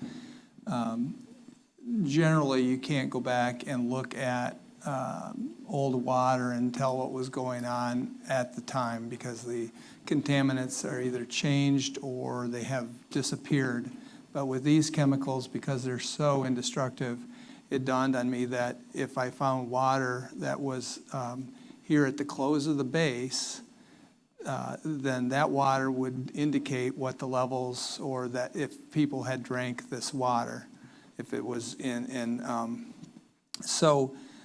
so I tasked my consultants with going out and finding tanks, or eventually we realized that that water got trapped in hydrants as they flush the hydrant. Once they turn it off, generally there are weeps so that the water will go out of the hydrant. But as any of us guys that are people that work on these kind of things know, weeps always get stuck. So I figured there probably was going to be water in them. And sure enough, there was about 30 of the 30 or so hydrants that had water in them. So the water that was there when they were fighting a fire or testing the hydrant system, that water that was trapped was from that date. So it could have been, in 1980 that was the last time that hydrant was open, or 1993 when the base closed, that was the last time it opened. But whatever that date was, the water in there, the contamination would still be there. Now, there's a whole lot of complexity, and I'm not going to get into the technical complexity with that, but we could get an indication of whether people drank PFAS and some indication of how contaminated was it. And so we did that study, and so because it's really a new idea and nobody had been doing it, we wanted more backup information to kind of, belt and suspenders type of approach. So then we realized, and one of the reasons I had realized there would be this contamination in this old water was that when I looked at where the well fields were historically for the base, for the personnel that were drinking the water, those wells were right in some of the worst plumes that we see today. And the source of those plumes was not far from those municipal wells. So we routinely take like I mentioned in the thing, the computer models, and we took the computer models and figured out where the water would have come from that the people were drinking, and then we just lay that map of where the water came from over the plumes, and you can see that the water was coming from areas that are now heavily contaminated. So if you take the two things together, not independently, but together, it shows a picture that people were drinking when they were here on the base. I myself drank it. They were drinking water that had PFAS in it. So that was the whole purpose of it, and that was how we went about it and what the thinking was. But the real thing was we wanted to provide this information to our health department, ATSDR, so they could make a determination whether they wanted to go back and do health studies on the veterans and their families. And so that's why I said this is kind of an important report that people are looking at right now. And we want to know if there's any problems with the logic, any problems with the techniques that we used. One thing that needs to be understood, this will not tell the dose. So, you were here in the base in 1975 and you were drinking the water. We have no way of telling you whether you drank a lot of PFAS or you drank a little PFAS, but we can be pretty sure you were drinking some PFAS. So it doesn't tell you how much you got in your system or anything like that. It just tells you that, yeah, you probably drank this contamination. Does that answer it, Arnie, or is there, you want more? Yes, it does. hear a little more than I was asking, but very informative. But the follow-on question is to Chris, who is the unit chief of the ATSDR unit, coordinating with the CEC's ATSDR, responsible for Superfund site health assessments.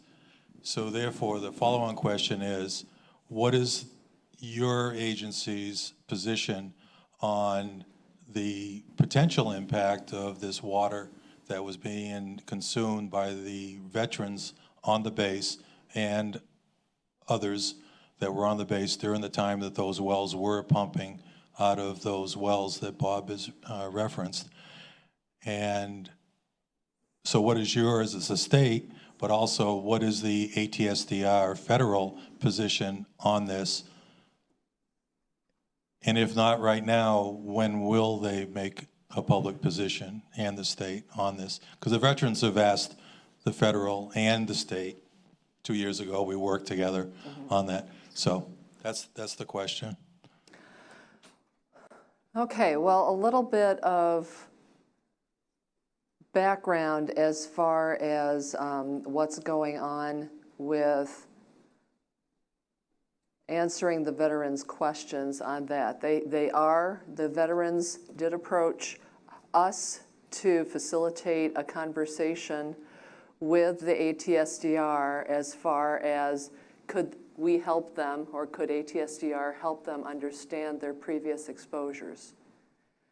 ATSDR is revisiting a 2001 public health assessment document. That document did not talk about PFAS because PFAS was not known about at the time. It talked about the exposures in drinking water to the volatile organic compounds. So the petroleum compounds, the chlorinated solvents that were found in the groundwater and in the drinking water in the base. So ATSDR directed its health assessment office to reevaluate that based on updated information for those specific compounds. Because they do not have dose information on PFAS, they are not looking at PFAS exposures in regard to the update to the 2001 document. ATSDR knows that there are the questions about exposures to veterans and to the civilian workforce and to the community to PFAS over time here. Again, we don't have that information. It is possible that when Bob's study and report are finalized and become public, we can use that information to determine if further study on the public health side is warranted. So that is not, it's not being ignored, but where it is in the process is not at the end of the process yet either.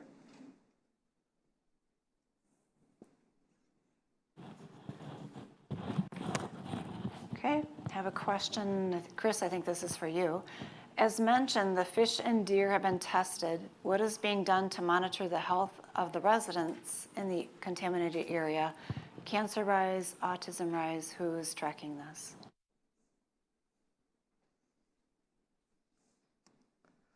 Pardon me, I'm just writing down the question to kind of keep my thoughts centered on it.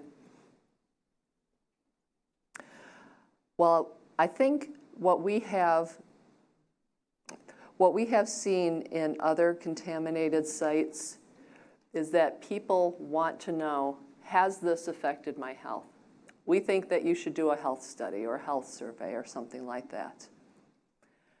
That is something that I know that the MPART team has lobbied for in Congress. And they feel that this Wurtsmith should be one of the sites that is included in a study of these military sites. So As far as how to monitor the health, if that is something that, if the Wordsmith area, the Oscoda area is included in that nationwide study, it might be a multi-site study, then we will probably get more information that way. Now, there are tracking systems as far as databases that monitor certain health conditions in Michigan. For instance, Michigan has a cancer registry. So anybody whose living address, zip code is in Michigan, if they are diagnosed with cancer, that diagnosis is registered so that Michigan can track what is going on as far as cancer diagnoses in the state. And do they need to do something about it, whether it is further study, whether it is education out to people who can, some of these cancers may be preventable. Many cancers are treatable. There may be other health outcomes that are tracked at the state, sometimes locally. So I think the question may be looking for whether there is an active investigation, say a health survey. Not at this time. I have heard from people with health concerns. We are noting them, but at this time, there is not an active health survey being conducted by the State Health Department.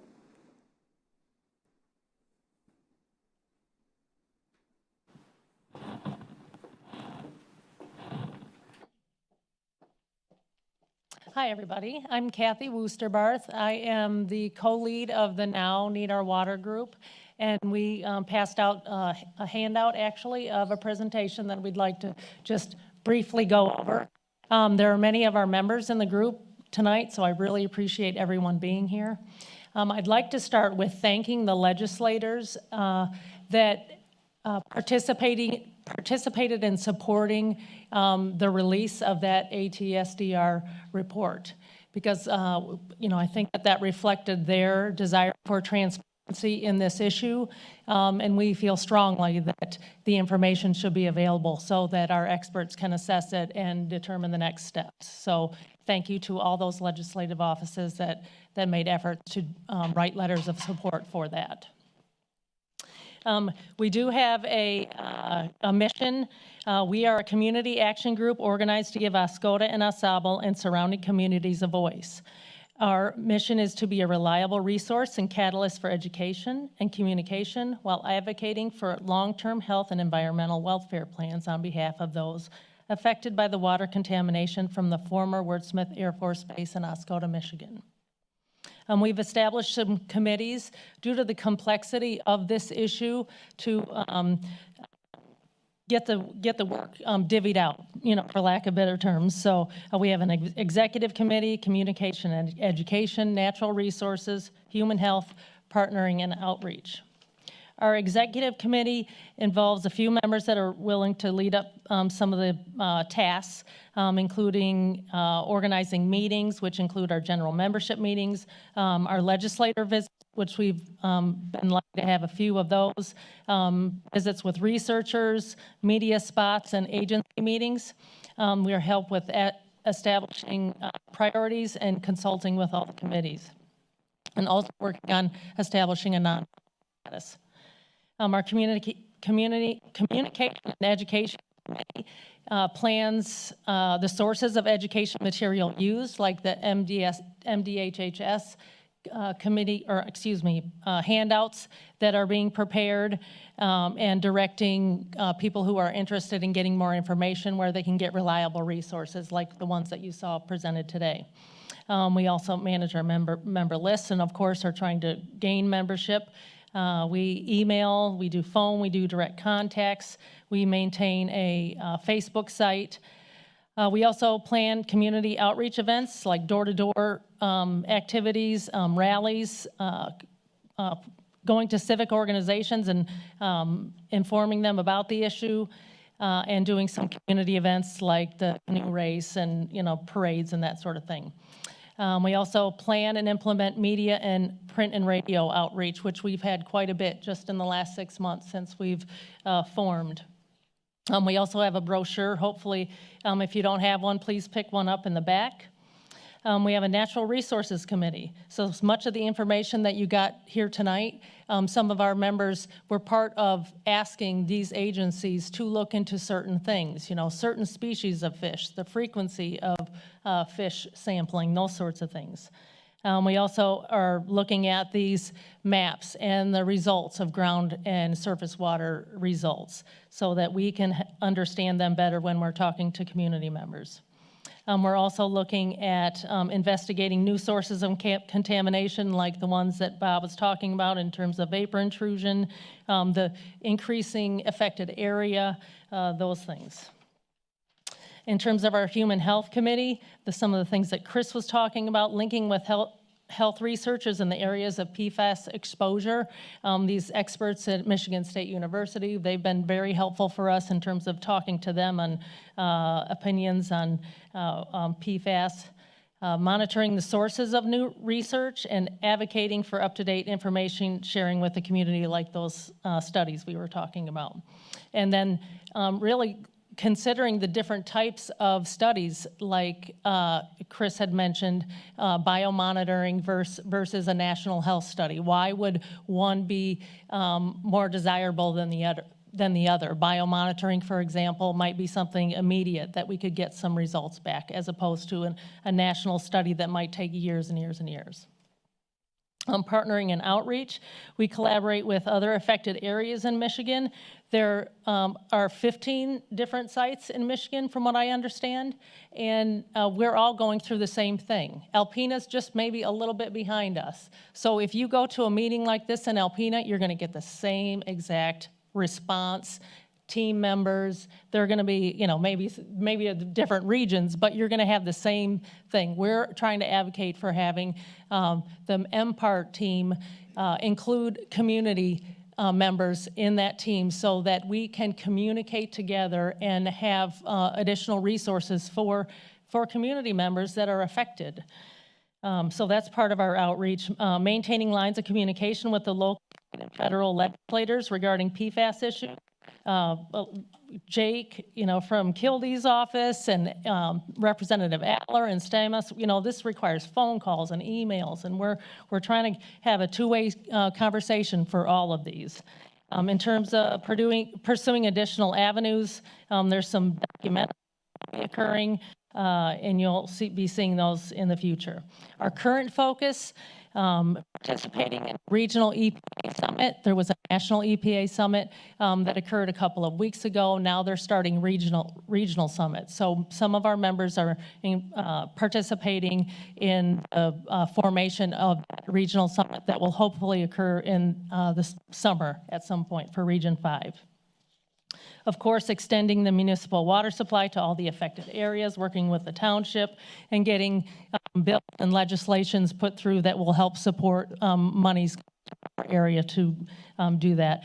And then outreach for presentations for our local businesses and organizations that want to know more about it and understand that this information that we're giving out, we're not doing this so that we can give, Ascota a bad reputation. We're trying to get money so that we can get this remediated. So this is our, we need everyone to be on the same page in terms of supporting that information. And also the researchers that I had talked about and some of the things that you saw here today. Those are things that we've been working on. I do appreciate everybody being here because this will help them continue to have these meetings if we have participation. If we don't have people coming to these, they will stop having them. So thank you, Sue, for helping organize this, and Denise, appreciate it. Thanks, Kathy. Yes, sir. Did you have a question? Oh. No, go ahead. I have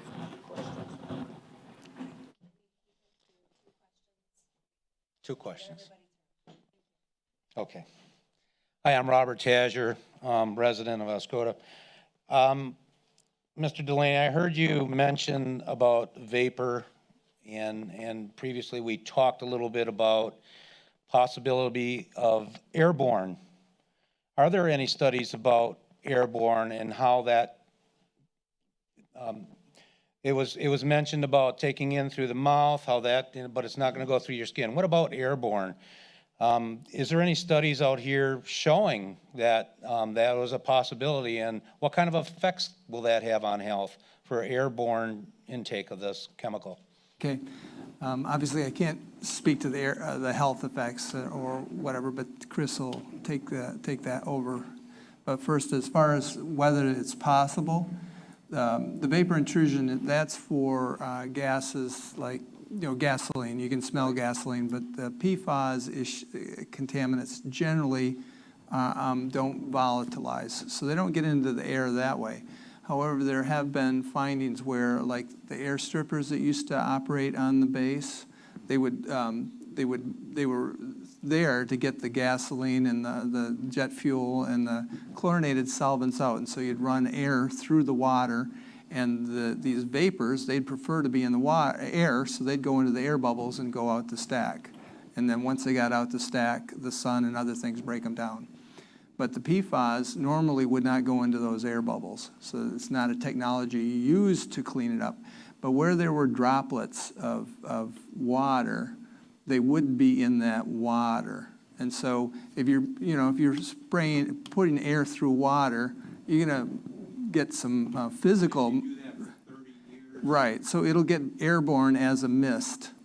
And so what we're doing is, I've tasked my consultants to do a soil sampling. We'll look in the downwind direction and soils all from downwind of the air strippers. And then we'll take some samples upwind to see if there's a significant difference in how much is in the soils.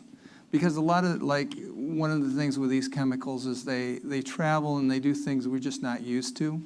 And so some of the data doesn't always make sense. It's like, why is it there? And we're finding out, like the foam. Well, the foam took it over there or something like that. It's stuff we wouldn't think about normally. And normally we wouldn't think about it with this stuff, except for we found out it's happened in other places. So we could be talking about feet, or we could be talking about miles away. Yeah, and in some instances, where they're actually producing this stuff, yeah, you got it miles scattered all over for miles. Now, with these air strippers, I don't know that that'll be as big a deal or not. We'll find out. We were talking about it today, and there were some suppression type filters or something in them that may have stopped it from blowing all over the place. Couldn't we test the material inside of those? Well, I don't even know if it's still there. I think they've decommissioned all that stuff. Okay. But the soils would be the better answer anyway. Okay. I mean, I would bet if you sampled on the inside of that, you can find the stuff because it's, it was in the water. Okay. So. I got another thing. Sure. The pump and dump that's going into the storm sewer, dumping into the Van Etten Creek. We know the levels are above what surface level is supposed to be doing. Mm-hmm.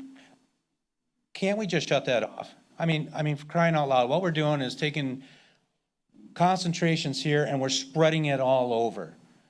And I don't understand why it takes this long to have, you have to go through your process. I understand that. But aren't they just spreading this stuff all over the place, into our creek, into the Asable River, and God knows where else it's going. It's going into municipal water supplies. We don't know. But I do know it's going in Van Etten Creek above the levels that it's not supposed to be doing it. Why can't we shut it off? Well, let's say we shut it off right now, then all that stuff stays in the groundwater and it keeps moving towards Van Etten Creek. And then eventually it ends up in Van Etten Creek. Yeah, but right now the Air it's Force slower. is saying they're only concerned about what's inside of that base. Well, let's keep it in there. I mean, it'll move off the base eventually. Eventually. And once it gets into the... But I know it's moving off the base right now. Yeah, yeah. Well, it is anyway. It's moving off the base in many places right now. So this is not going to solve that problem anyway. But. Okay. One quick thing here, and it's not for anybody on the panel. Actually, it's for everybody. I don't understand why this meeting was not broadcast out sooner. Everybody that I'm looking out here in attendance right now are 90% of the people I see at every single meeting that's going on, whether it be the RAB or a NOW meeting or anything. The problem is that I don't see, there's 7,000 people that live around this area, and if they're not getting the information of what's going on here, what good is this doing us? We somehow, I found out about it, and I'm a primary RAB member. I'm on NOW. I've been to every township board meeting, and I found out about this Monday. That's a problem. That right there is a problem. I think we're not getting it out. Robert, you were the only guy we didn't let know. Okay, okay, that's fair, and I understand why, by the way. Okay, all right. Thank you. Thank you. Greetings. My name's Charlie Warzek. I live on the southeast side of Van Etten Lake. And I haven't been to any of the meetings. We spend half the time in Florida, half the time here. And this weekend's supposed to be really nice. And I got my family coming in. I got my grandkids coming in. And we were going to go tubing and water skiing. Is that a good idea? So that sounds like a health question. That's Okay. my first question, yes. Because, I mean, would you take your kids on this lake and go skiing? Yes. Yes, I would love to go water skiing on the lake. I haven't, or even, I don't think you do it on the river. Even though I haven't done that for like 30 years. It'd be a good laugh anyways. But I do not have concern. Based on my toxicology background and my understanding of whether it's in the water, whether there's foam occurring, if I am careful and not swallowing that foam, if I have any contact with the water with foam, I don't have any problem with that. Okay, we've seen foam, not this year, but last year Yeah. we saw the foam. It's like, well, what's this? Is it bubbles? Is it tide? Is it, whatever, but anyhow. Yeah, as Mike explained, we still are learning lots about that. Okay, and my second question, I don't know if anybody can feel this or not, is that we've had our house up for sale for 2 years. We've had 2 offers on our house, and once they figured out what was going on with the lake, the offers got off the table. I can't sell my house now. And maybe I'm just SOL, but I got a place that nobody will buy now. And I don't know if anybody can address that or if there's any help available, but it's a tough call right now. I can't do anything about it. I'm sorry, and we've heard that from people, and we can't address it.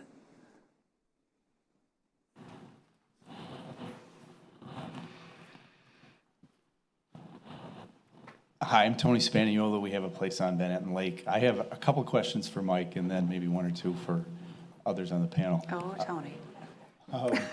Mike, just 2 quick ones. On the timeline of getting a number to call for the foam, do you have any sense of when that's going to happen? My hope would be I would have an answer from management next week. So one issue is that state government, as local government, we're all set up to work 8 to 5, Monday through Friday.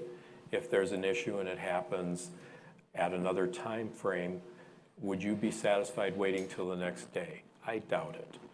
I think that you would like to have a number that is available to you 24 hours a day that you and the residents can call in. So we in DEQ have to determine what number do we use. There is a emergency number that we have. We might be able to use that through an answering service. However, those people that answer that phone are exactly that. They're an answering service. They don't understand environmental issues at all. They sometimes give us wrong counties and other issues. So we're going to go to all this trouble to do this right. I want it to be right. I don't want somebody to make a phone call and then it gets lost in bureaucracy. So we as a department have to come up with a number that we know will work and that you will be able to get an answer with. So that's a long answer to your short question. Sure. My goal would be to put it on the website, number one. Website. Number 2, share it with the township. Number 3, share it with NOW. Number 4, share it with the RAB members. Number 5, share it with the DHD. Actually, our local health department would be. Obviously, what does that mean? And maybe you don't know now, but can you give us some guidelines at some point? Understand that the process, because it's new, that the firms that we're looking at to come and make a response, one is from Detroit, one is from Midland, one is from Kalkaska. Those are the only companies that are available to do this type of specific work. Now, you would think that maybe there would be somebody more local. If by some chance that these materials turn out to be listed as a hazardous material later on, I want to make sure that the people that I hire to do this work are properly trained, properly certified, and have proper health monitoring so that we have people that know what they're doing and are able to respond appropriately using appropriate equipment and techniques. I have to be concerned about them just as I am concerned about you. So that brings up significant. If it's a difficult question, Tony, and I say that because I'm bringing people in from hours away. Sure. And I want to make sure that I am doing the right thing by the citizens here. So I'm not positive what significant means yet. And that is one of the reasons why, working with the Air Force, we've talked about having a local presence so that when we get these reports, we could have the local presence take a good look at them also. As you know, the foam moves. The wind moves, the waves move it, and if you make a report and I get somebody up here 2 hours later, the foam may have moved. And by having a local presence, being able to look at that, that will help us out immensely too. So I don't have a good answer to what significant is yet. It's a work in process. It's a work in process, yes. Yeah, okay. I have seen photos of foam on the lake that I would consider significant. And then I have seen some other photos where I was given information to let me know that foam does exist and it happens quite often, that by the time I would get a crew up here, it would be gone. And I have significant resources tied up. I want to use those to your best and the community's best interest. So it is a work that we all together need to work on and try to understand and work with. So I don't have a good answer. I would tell you this, that I have seen photos of foam here that I consider significant and that I would certainly have a mobilization to come take care of it. Absolutely. Sure, and I would just ask as you progress, keep us posted, obviously. Yes. And then one last question, I know there are others. If you can, and maybe none of you can answer that, is there any kind of timeline or marker as to where we are in this dispute resolution process? I know there are different steps in it, and I know that it's it's a private thing. But as citizens on the outside, it would be nice to have some sense of where we stand, if you can tell us. It's a difficult process. I can't tell you. I mean, last time I went through this was on the landfill 3031, and this is bad case. This is the worst case kind of scenario where we went like a year and a half and then never came to resolution. So my experience with it hasn't been good, but I got to go through it. I guess my questions are for Chris. You talked about the ATSDR study, and the first thing is I just fell apart when I tried to read the thing. I mean, that... It's not easy for a toxicologist to read it either. I would believe that.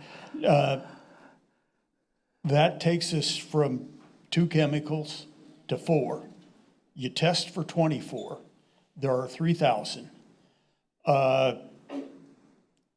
How do we get from dealing 1 chemical at a time to dealing with a class of chemicals, or even being able to characterize which of those class of chemicals make a difference? You know, I understand that there are long molecules and short molecules or some such thing, and maybe long molecules are worse than short ones, but from a layman's perspective, that's not very informative, particularly when I look at a test list that has a lot of names on it. And I don't know how long PFNA is. I know that that's one of the ones on the list, but I don't know about all the rest of them that I see. Are the doses as they are for PFOS and PFOA on EPA advisory, cumulative, additive? How does that play out? That's a really confusing thing to my mind. If PFOS and PFOA are in combination, should or should not these others be all in combination? And then I understand that the ATDSR study has like 7 and 11 for PFOS and PFOA, and that's almost hearsay to me. But I mean, would it be some combination of the two of them, half of each, or? It's hard to say. It's Bill, right? Yes. Okay, see, I finally remembered your name. Okay, so let me start with your first question. And the first question was about, this is a mixture of chemicals, and it's not always the same mix. Yes. And it's a class of chemicals. And you probably have read newspaper articles about sites like Wurtsmith, sites dealing with PFAS, sites dealing with other chemical contamination, and they talk about an alphabet soup because of the society that we live in and that we are industrialized, there are a lot of chemicals out in our environment. How do we prioritize them? You could say, well, golly, PFOS is the worst because it builds up in the fish so much. Or mercury is the worst, maybe elemental mercury, because when that gets spilled out of containers, it's very easy to track it around and you don't smell it and you don't see vapors, but it can cause neurotoxicity. Or maybe you're concerned about PCBs, or maybe about arsenic, or about something else, about pesticides. So as far as being able to prioritize which is the worst chemical, we try to look at all of them individually, and that's a little bit of what we do in our Eat Safe Fish program, because fish will have, can have different chemicals in their meat that we don't want to eat too much of. We believe, based on the science, that there is a level at which no harm would be expected. However, we want to understand that. So we look at the different chemicals that can occur in something to which we would be exposed through food, and determine, okay, which chemical is the worst. And I'm going to get almost into a toxicological, I'm going to start launching on my own toxicological profile with you here, Bill. We not only consider individually which chemicals are the worst, we have to think about if we know anything, or is the science suggesting that there is a likelihood that these chemicals could interact with each other? Or could they be acting in the same way where, and this goes into your second question, could their results be additive?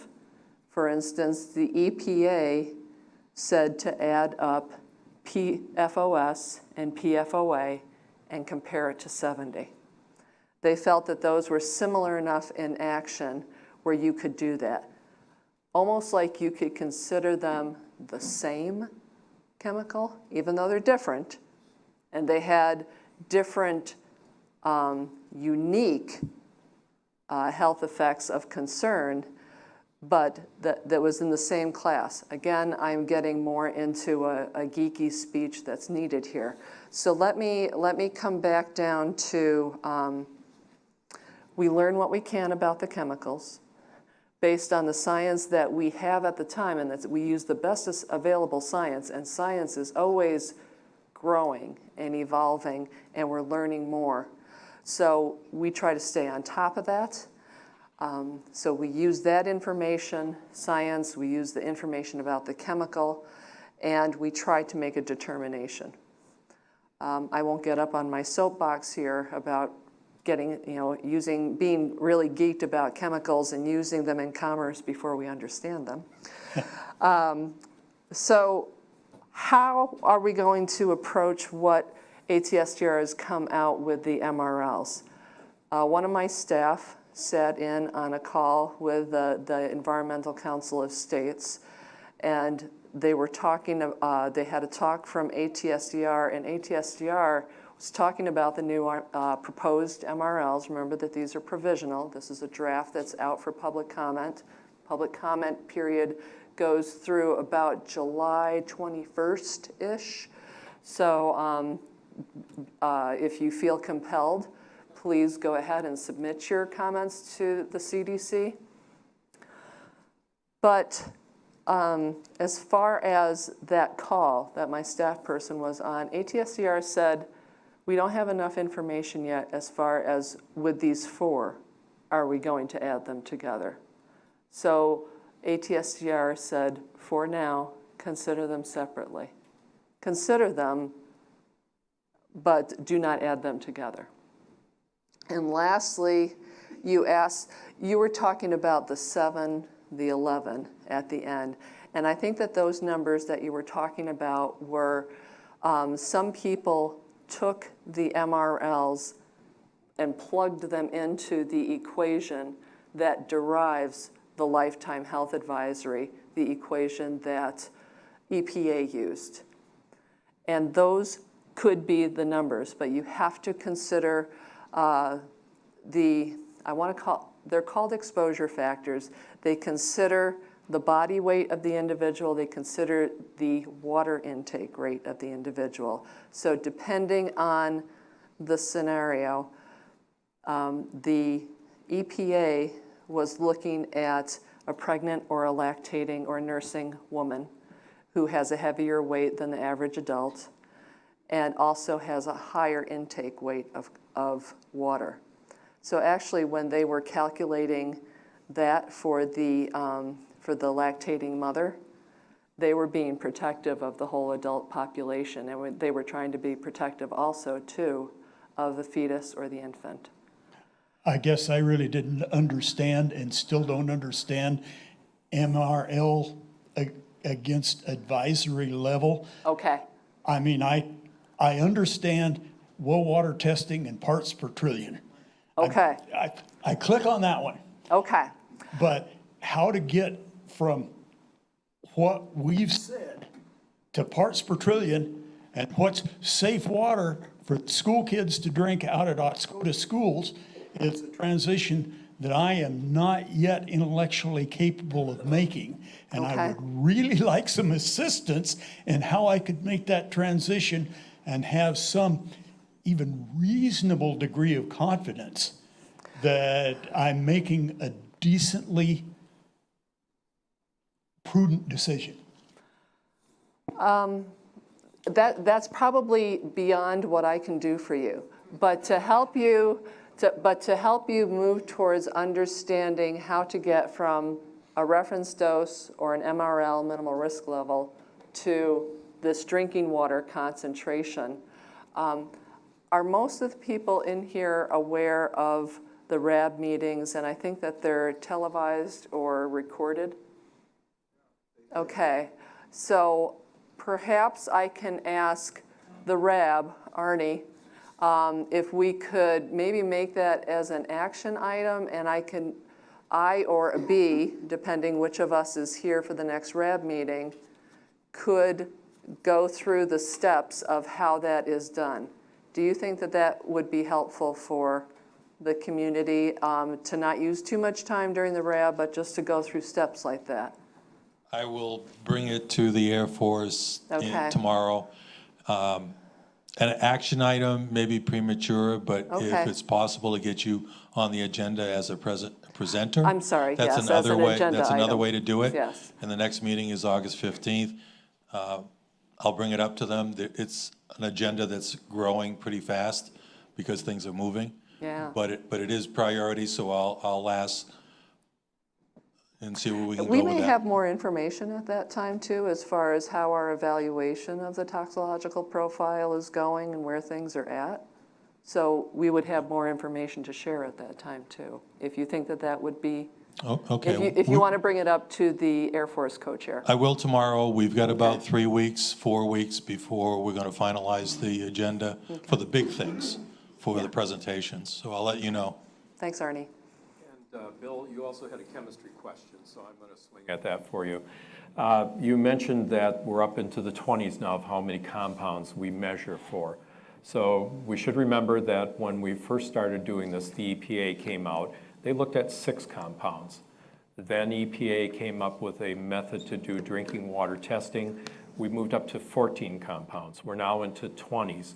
We will be able to measure more compounds. Part of the problem is that when we do the testing, we have standards, in what we call internal standards, that we compare so that we know as we do the testing that the result we get is believable. Because we're measuring, as you said, in parts per trillion, certainly a very tiny amount, subject to incorrect data, incorrect measurements. So the internal standards, these chemicals that we have to use to help us measure them, we're not there yet. When we make PFAS, we have to be able to separate out those chemicals and be able to use those chemicals to use as what we call a standard. They're not quite there yet. As technology improves, as you can see, we're able to do the measurement, but we are not quite to the point yet where we have all the standards we need in order to be able to say that we can now move up to 30-some chemicals or 40-some chemicals.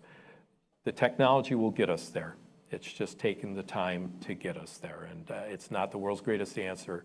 But I will tell you that there are a lot of companies that want to be able to make those standards, because why? Because they'll make money doing it and help us out. So there's a lot of folks out there working to help us get there, and we will.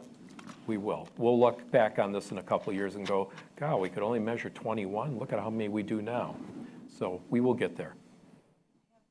Question on a card that I think will be really quick. This is a question for Bob, and I think it relates to the capture zone delineation study. Did the drum rust through, or was it improperly cleaned? The drum, you mean the tanks that we found? Is that? Possibly. This Okay. is the question. Okay. Did the drum rust through or improperly cleaned? Were they improperly cleaned? Oh, well, what happened is, this, like, the tanks that we found with water in them one was a hot water heater, and the other one was a softener. And all the rest of the tanks, and there was plenty of tanks in these buildings, they had been winterized. So the crew that was left on base after closure went through to try and winterize the buildings, make sure nothing burst and all that. So that's why we only found the 2 tanks, and they were just contaminated because they had the water from the pump, the system in them. They didn't rust out or anything like that. Hi, my name is Devin Tajer. I'm a resident of Oscoda. There were a few things that alarmed me in your presentation, particularly, again, about the foam. We know there was a foam event on Van Etten Lake, the swirls in the water. Everybody saw the picture of it that's in this room. The resident that found the foam, it was in front of her house. She took pictures. She was at a RAB meeting. When she saw the foam, she called the DEQ, and she called, I believe. It was me. Yes. You instructed her on how to take a sample. She did. She took 2 samples. Those 2 samples were never picked up from her house. That's correct, because when we found out how she had the samples and what type of container they were in, those samples were not able, we would not be able to analyze them and have a result that would be trustworthy. So she did what she could do with what she had at the time. Okay. But now, in moving forward, now you're asking the residents of Oscoda to trust the Air Force to take samples for you guys to then extract your data from. No, I don't believe that's what we said. We said we have asked the Air Force to have an individual, one of their consultants in the area, to help us, when we get a foam report, to Okay. help us understand that for me to get someone here I to look at understand that. that is hours. If I have someone that lives here locally, So then who we can have who would the somebody. representative be? Someone that's on their staff already, or someone that they've hired an independent, impartial party? It is a consultant that the Air Force uses in this area. Okay, that- so you're asking the Oscoda residents, again, to trust someone that the Air Force has hired to take these samples for you to No, derive no, data they're not from? taking samples. Oh, yeah. No, they're not taking Well, samples. let They're me- okay, go ahead. I was just going to say the setup is this, that like my team's going to be taking samples of foam also independently of what Mike's team is doing. Mike's team is going to, they're not really a scientific endeavor. They're out there trying to get the foam off. It's more of an engineering question. How do you get this foam? They'll have to analyze it, what's in that foam for disposal purposes and other things. Actually not.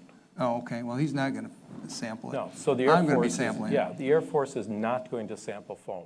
But someone they pay is. No. No, No. the only foam No. sampling is being done by me. All they're gonna do is vacuum it up. Yep. Yeah, so no, the Air Force, The only- the contractor that the Air Force has offered to us will assist us in knowing, remember, you call, it's 2 hours before I can get, or even longer before I can get someone up here. I understand that. You're right, so we would like someone local to help us. The township has hired PK, Peerless Environmental, to be their consultant. They're an impartial party, or should be considered one. Interrupt you. Yeah. This is what I heard you say, Mike. I heard you say that the Air Force has a consultant in the area who can look. Correct. They're not Look. collecting foam. Not collect foam. They look. would look to see if there's foam on the water, take pictures, send them to you. Correct. Which would save time because you wouldn't drive up from Bay City. Correct. So it's not a matter of collecting foam samples. Correct. It's eyes. Eyes on the, Sure. feet on the ground, boots on the ground, whatever term. It helps us know and also know where is the foam going. If Yeah. the wind directions change, I need to know where it went. So how can I go get it? No, that You know, I person mean, is if not Tony, collecting like foam. Tony is up here and he has foam in his front yard and he thinks that it's a lot, he sends us photos. So and other people do the same thing. So if the Air Force were, for whatever reason, and I can't imagine why, but if they did not want to let us know that there was a bad foam event and that we should come up and do this, we would know. I mean, the local citizens, there'd be now crying. We do listen to what you guys, I mean, honestly, if we could just get you to do it all and we didn't have to rely on the Air Force, we would. But then that would be putting a burden on you that, we want to be able to control the burden. We want I to think all control. you really have to do is ask. I mean, we're the people that are getting affected. Well, and we can, But- especially if you're the least bit unhappy with it, with what's happening, you call Mike and you say, Mike, hey, there's this huge foam event up here and nobody's doing anything. And then Mike can tell you why, if there's a reason, or if somebody's coming, or if we can't get somebody there, Well, the there'll foam be event this that was pictured in front of that resident's house, there was no explanation for. Right, we just now have gotten the contract in place, so, I understand, I mean, in the sense of it's really frustrating to see that foam out there. If you're a homeowner or you got family up, swimming season really hadn't started, so. Okay, I guess I'm not putting across what I mean. Sure.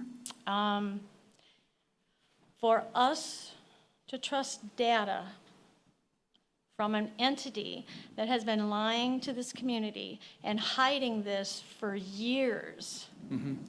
Trust an entity that they have a consultant in the area and they'll send them over. Right. I distrust that as an Okay. Oscoda resident. right? And I here's would what I always question tell. any data that you Right. got from that sample. Well, here's what, But they're not collecting a they won't sample. collect a sample. Okay, not But here's, whatever. here's What are what they I doing? tell everybody, is nobody pays me to trust the Air Force. Nobody pays me to trust them.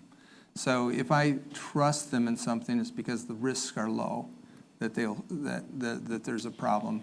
That I get to duplicate sample, I go out and sample when they're sampling, and I see if their results compare to my results. I put my guys out in the field to watch them when they're drilling, when they're building things. We're out there watching them. Nobody pays me to trust them. They pay me to make sure that they're doing the right thing. And so I do not in any way discount your distrust, okay? I understand.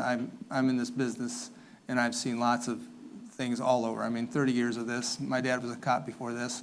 We kind of understand that people don't always do what they should do. And so, yeah, you're right to keep questioning.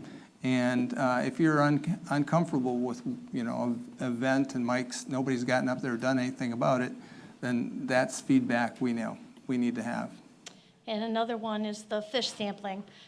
I was shaking my head over there. I mean, I understand you have to have the science behind it. I really do. My son's a physicist. I don't know where that came from, but hey, go for it, dude.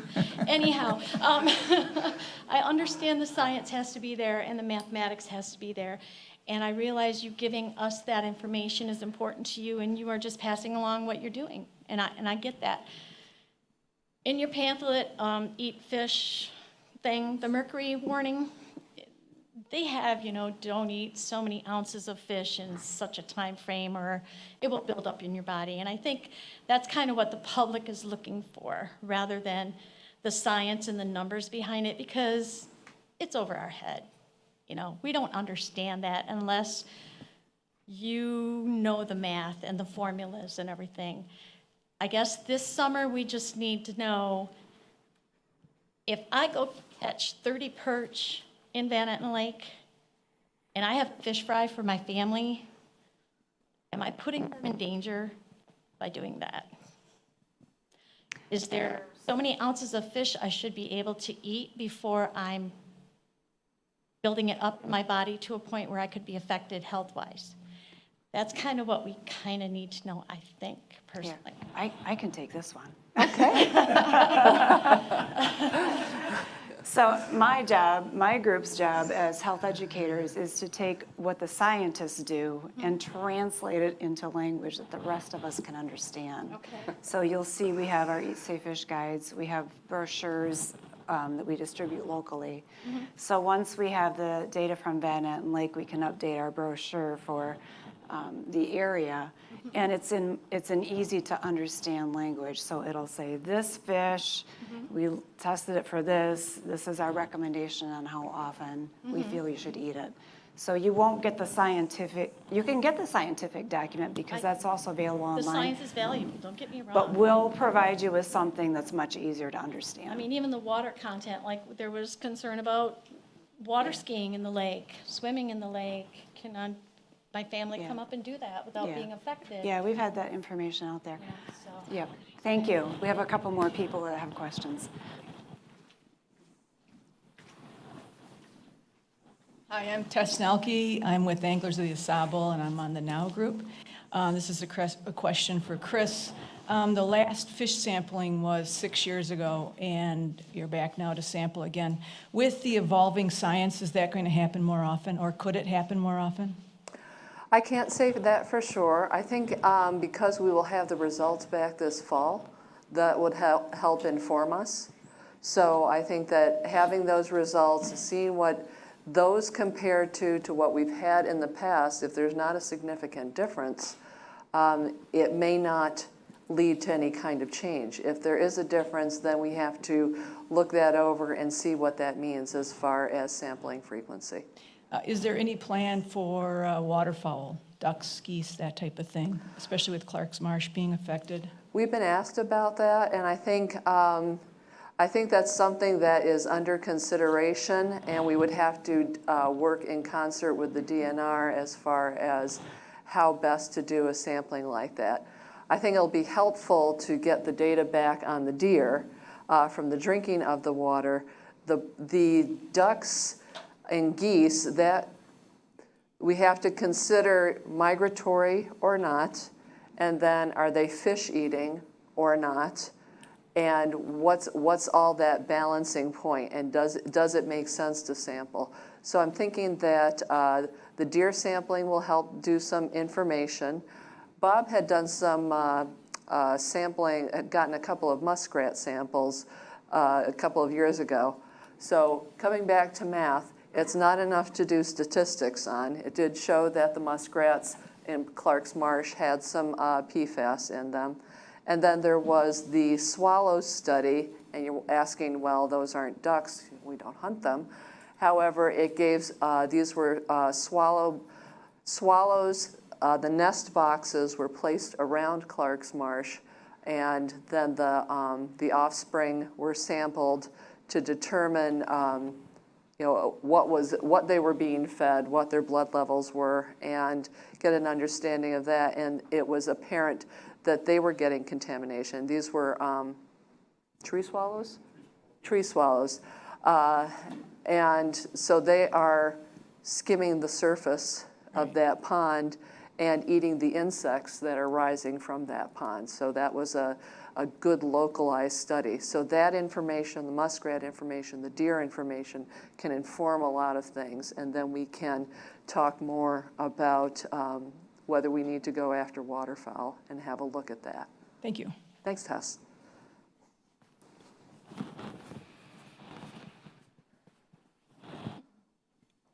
My name's Dan Bonzenda. I'm not really sure who I should address this to. I live on the southeast side of Annette Lake, about 300 yards from phase 1 of the water. And I haven't heard anything about when I'm gonna be getting hooked up to municipal water. You guys are worried about swimming in the lake. I shower in it every day. I get it in my eyes. I wash my dishes with it. And I have not heard anything about my neighborhood getting hooked up to city water. I don't know if they realize we're on well water there.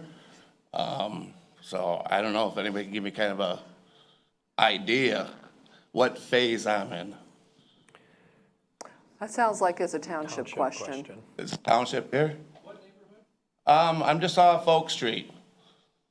I'm right, if you go down Oak Street, I'm on the east side of Netton Dam. Aaron, can you come up to the microphone so that JD is happy?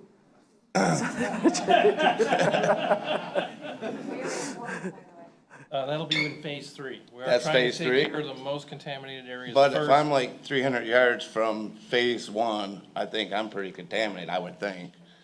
I mean, it goes underneath the creek, right? Yeah. Goes underwater? We believe so. You believe so? So, I mean, I'm 300 yards from phase 1, but I'm going to phase 4 or 3. Yep. It's gonna be a long time, so it will be with Loud Drive then. I understand, but we can only do as much as the money will allow us to do. I understand that, So but that's why I'm asking for as much money as possible, so that, if we could get a big chunk of money right now, we would start knocking things out all over the place. But they're only giving it to us. But I'm 300 yards from phase 1 though. I would think I'm pretty contaminated. Dan, I think that would put you in the area for alternate water. Am I correct? He is in that area. I am in that area. So I'm purchasing my own water. I don't do okay. it. I don't have the filter. I got Okay. bad well water. Okay. So, but the All filter right. is just for my drinking water. I'm worried about Okay. me showering in it every day. Okay, I've heard from people who are concerned, and I try to let them know that we do not see a health concern with skin contact. So swimming and skiing at Benton Lake's fine then for everybody? Yes. Okay, that's, In I just regard was to, in curious, regard to the I've never heard what I PFAS. was getting at, so, okay. I'm sorry, I'm sorry if that was not No, it's not your communicated fault. I well was to just you. never heard a phase where I was getting water, that's all. I Okay. was curious, so I Okay. thought I'd finally ask. I just wanted to make sure that I helped answer your questions about that Yeah, too. it did. I just, like I said, so if I get to my eyes though, or a little bit mouth, that's not gonna hurt me? Your tears are washing it out, and the occasional gulp, we do not see that as an issue. The occasional gulp of water, and that's what we've said about swimming in the lake. Okay, thank you. Thank you.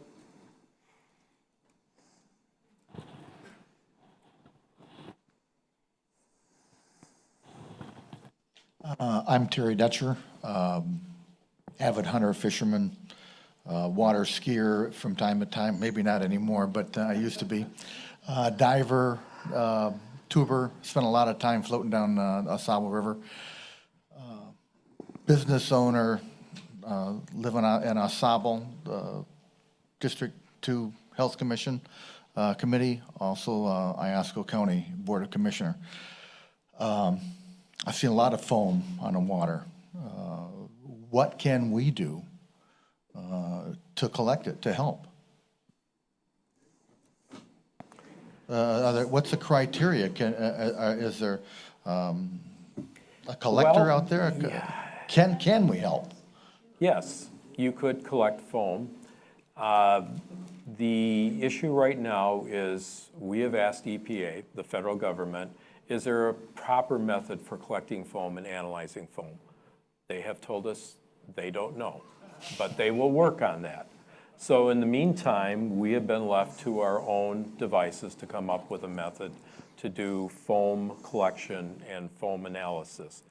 Our current plan of what we do is we attempt to collect foam in Ziploc bags, and we need to collect probably somewhere in the range of about 2 gallons of foam. And I'm telling you how we are doing it now. That method can change based on we get new science or new understanding of things. We have to put that on ice and keep it chilled.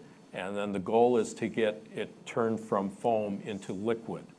Then that liquid, we can analyze the liquid. So then for somebody to do that to help us, we'd need to know really quick, because we have to ship it off to California. There's a holding time that it has to be analyzed within a certain period of time. So 1, it has to be collected. 2, it has to be kept cold. 3, gets shipped to California and analyzed in a specific amount of time. So when we're doing foam collection analysis, we've got coolers ready to go. We've got UPS ready to go, or FedEx, depending on which one we're using. The lab knows it's coming, and then we have the proper technique of keeping it on ice, and there's things that we have to do. We have to make sure that we're using water ice, not blue ice like the kind that you can buy commercially that you put in your cooler. We have to use actual real ice, and we have to make sure that that ice is from a source that we believe is not contaminated. So there's a lot of thought process that we go into to make sure that the sample that we collect, that we can trust the sample, and then also then we can trust the results. So is that something somebody could do? Certainly, you could. But what I would say is if you see something like that, your best bet is to call us, let us know so that we can get somebody there. This summer, for example, we will have people up here almost weekly working. And if you see foam, then you need to get a hold of us. Denise is shaking her head. She would be thrilled. She knows how to get a hold of me. She'd be happy for her health department to take a call to get us so that we can get out. Obviously, we have taken some samples on Van Etten, but if you were to see foam some other place, then yeah, that would really help.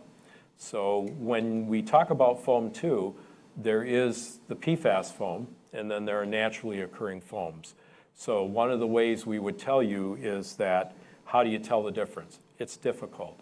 But one thing we can say, if it looks like brilliant white, just almost like your suds in your sink when you're going to wash something before you even wash anything, it is extremely brilliant white.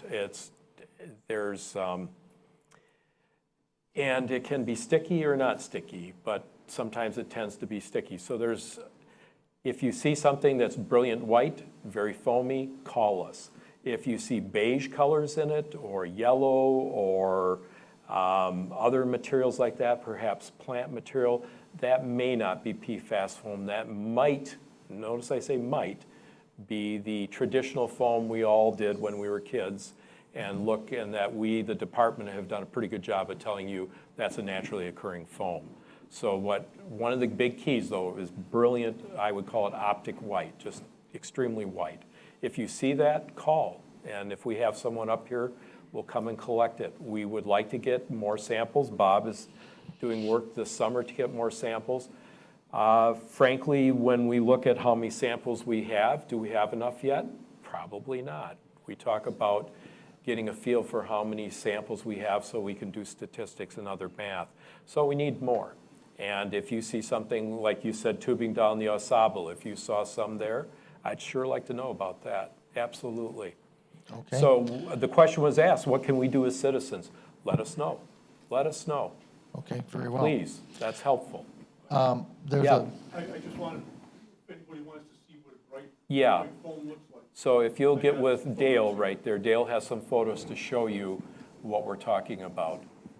And there are other places in Michigan that we believe have foam, well, we know have foam.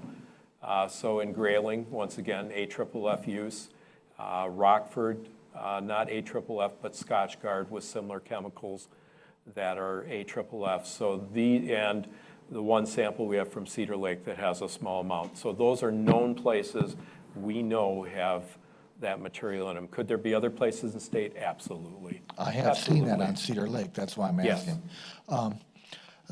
It was brought to my attention a while back that the PFAS come from the water and that they will rise to the surface. And that's through the action, the agitation of the waves Well, and the wind, that's what creates the foam. Well, we need some kind of energy, mechanical energy, wind energy, wave energy. We need something to do that, to make that work.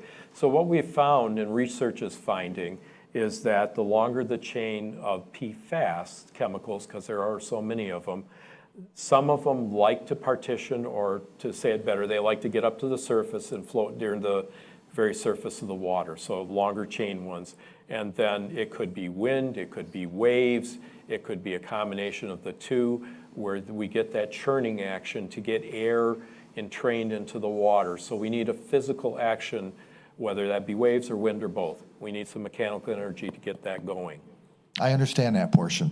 My question is, it was brought to my attention that it could be 60 to 70,000 parts per trillion. Oh, even higher, much higher. Much higher than that. Much higher, yes. I also thought when you're talking about the swallows, that's how they drink, is across the surface of the water. Right. So just a couple of ideas I thought of. Yeah, so we're finding longer chain PFASs in the top part of the water column and then mixed throughout the water column below. So they tend to partition. Longer chain ones like to have, they have the water loving end and the non-water loving end. So the end that doesn't like water wants to stick up out of the water or concentrate as close to the air as it can. Perhaps, I guess my next part of the question is, does anybody know what a daily intake of let's say, cc's of PFAs would do to a person? I'll tackle that one. The short answer is you can't predict what's going to happen to any individual. The longer answer is along the same lines. I mean, we're all built differently. You all know that smoking causes cancer. How many smokers do you know who do not have cancer, right? So you can't predict it for the individual. You can, we talk about the DEQ toxicologists and the state health department toxicologists talk about risk. We talk about, this is our understanding of the chemicals, this is what could happen. But this is not a predictive science. Although So I can't say 10 that 10 cc's would Cs. be bad. Oh, 10 that's cc's why would be I bad. just threw that Well, if number you were out. going pure. If you were going pure, that would be bad. What are there any studies, and does anybody know what exactly, and we're talking 3,000 chemicals. There are and monkey studies. The first studies 3M did were with monkeys, and so those are pretty dramatic results of what happened. I'm certain, just like if somebody were to drink Right. gasoline. But you could go on, you could go on the web probably and Google that, monkey studies on PFOS, and you'd find the results. I just assume not, no. Yeah. You might Thank you. try Googling. Thank you. You might try Googling Ohio River Valley and PFAS. They are studying employees that work for DuPont that were actually in the plant being exposed, and other people in that area around the plants that were exposed. So there is information you probably can find by looking at that. So there are health studies being done as we speak. Okay, thank you for your time, by the way. Thank you for coming up and helping us. But you won't find anybody eating 10 cc's of this stuff. I hope not. I have, through the magic of the internet, I have one question. Arnie has one question. And then we're running a bit over, and we'll need to put the room back. So that's a hint to the agency folks who are here to stick around and help us put the tables back. We will be here a bit longer, so if any of you have additional questions, feel free to stop by our tables, and we'll be happy to talk with you. So let me read the question that we got from the internet, and we'll take Arnie's one question, and then we'll allow you the opportunity to have those one-on-one conversations. So this is for DEQ. It's a rather broad question. What are the rules for removing soil from a Superfund site? Well, Superfund, and when you pick up a soil that's contaminated, you have to evaluate what the levels are in that soil to determine how you dispose of it. Generally, either it goes to a solid waste landfill or it goes to a hazardous waste landfill. It can be treated in place, or it can be treated and put back to where it's at. There is the ability. Now, that would be the case if you dig up contaminated soil. You are not allowed to just throw it back on the ground anywhere. Once you've dug it up, it becomes a waste that must be disposed of properly. There is an exemption under our law, Part 201, and I believe it must work for CERCLA because I've seen it done at Superfund sites as well, where you can take like contaminated soils and go pile it on other like contaminated soils. And this has happened here at Wurtsmith with the foams and the firefighting foams. For instance, they dug up some sludge and they took it out and put it in the fire training area, because the fire training area, the soils are really, really bad already. And the advantage of that is that anything that comes off that will go through their treatment system. So the groundwater is already really badly done, really badly impacted. The soils are really badly impacted. So they took the sludges out there and they just put it in the same place with all the other mess.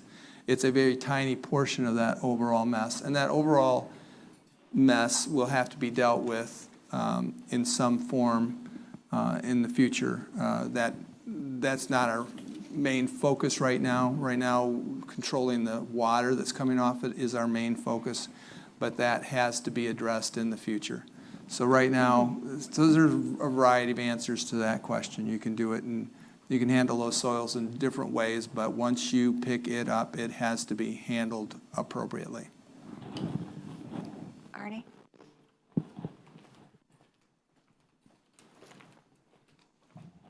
Thank you, Sue. When I asked my first question, Sue introduced me by my name only. I'm not as famous as Madonna.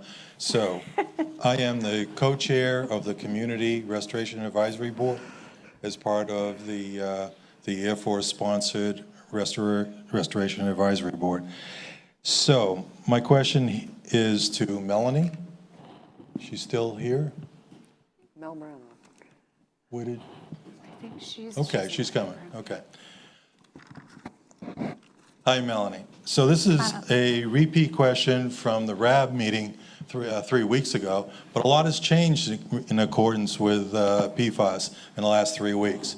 Since EPA had their summit on May 22nd, they announced that that was the national summit for PFAS, and a lot of states, MPART was one of them, and DEQ, attending that. And since then, ATXDR has released a report that went all the way to the White House for review, sort of. And that has changed. That's a big thing that's changed. So at that summit, it was mentioned that the first regional summit would be in Region 1 in New Hampshire, Pease Air Force Base. And the second one would include Region 5 and be held in Michigan in late July. That's what was said. So since a lot has changed, I'm asking again, have you heard anything more about when the Region 5 Michigan one is going to be held? And is it going to be this summer, or is it going to be later? And what has MPART asked for by Region 5? Yeah, thanks, Arnie. So we are working with the EPA right now to identify a date. They are trying to determine the best time that they can have all of their folks here in Michigan and what those logistics would be. She wants you out of the camera. And so we are working with our DEQ, our MPART team is working to coordinate what those potential dates could be. And so obviously as soon as we hear from the EPA, Region 5, about when they can be here in Michigan, it will be this summer is what we understand, that we obviously will let everyone here in Michigan know when that will be. So we're looking forward to welcoming them to Michigan and to having a good discussion when they're here. Just a quick follow-up. As we know, there's a lot of leaks that come out of Washington, and the ones in chatter that I've heard is the next ones are going to be, Region 1 was just the last 2 days. 2 days ago. I was supposed to be there to talk, but because of this, I decided to stay here. Thank you for staying in Michigan with us. You're welcome. Region 4, North Carolina, Region 3, Pennsylvania, Region 8, Colorado, and Region 10, Washington. Now that's the chatter. So hopefully you'll be able to squeeze in there. Hopefully Region 5 will help us out. Yeah, so Region 5 will be, all of the regions, as you know, are doing a regional interface with their residents. And so Region 5 will be doing an event. And so when we hear of that date and those logistics, we'll obviously want to make sure that all of our residents here in Michigan know. So stay tuned.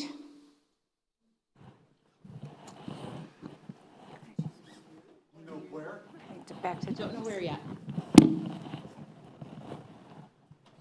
Denise, I think we're back to you.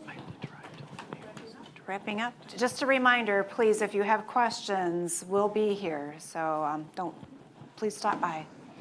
Yes, we want to thank you for your time and all the advocacy and then the support towards the investigation from the community members. And if there's any questions that continue to arise, you can reach out to local public health and the websites, and we'll try to connect you and get you the answer to your questions. Everybody have a safe travels, and thank you for coming.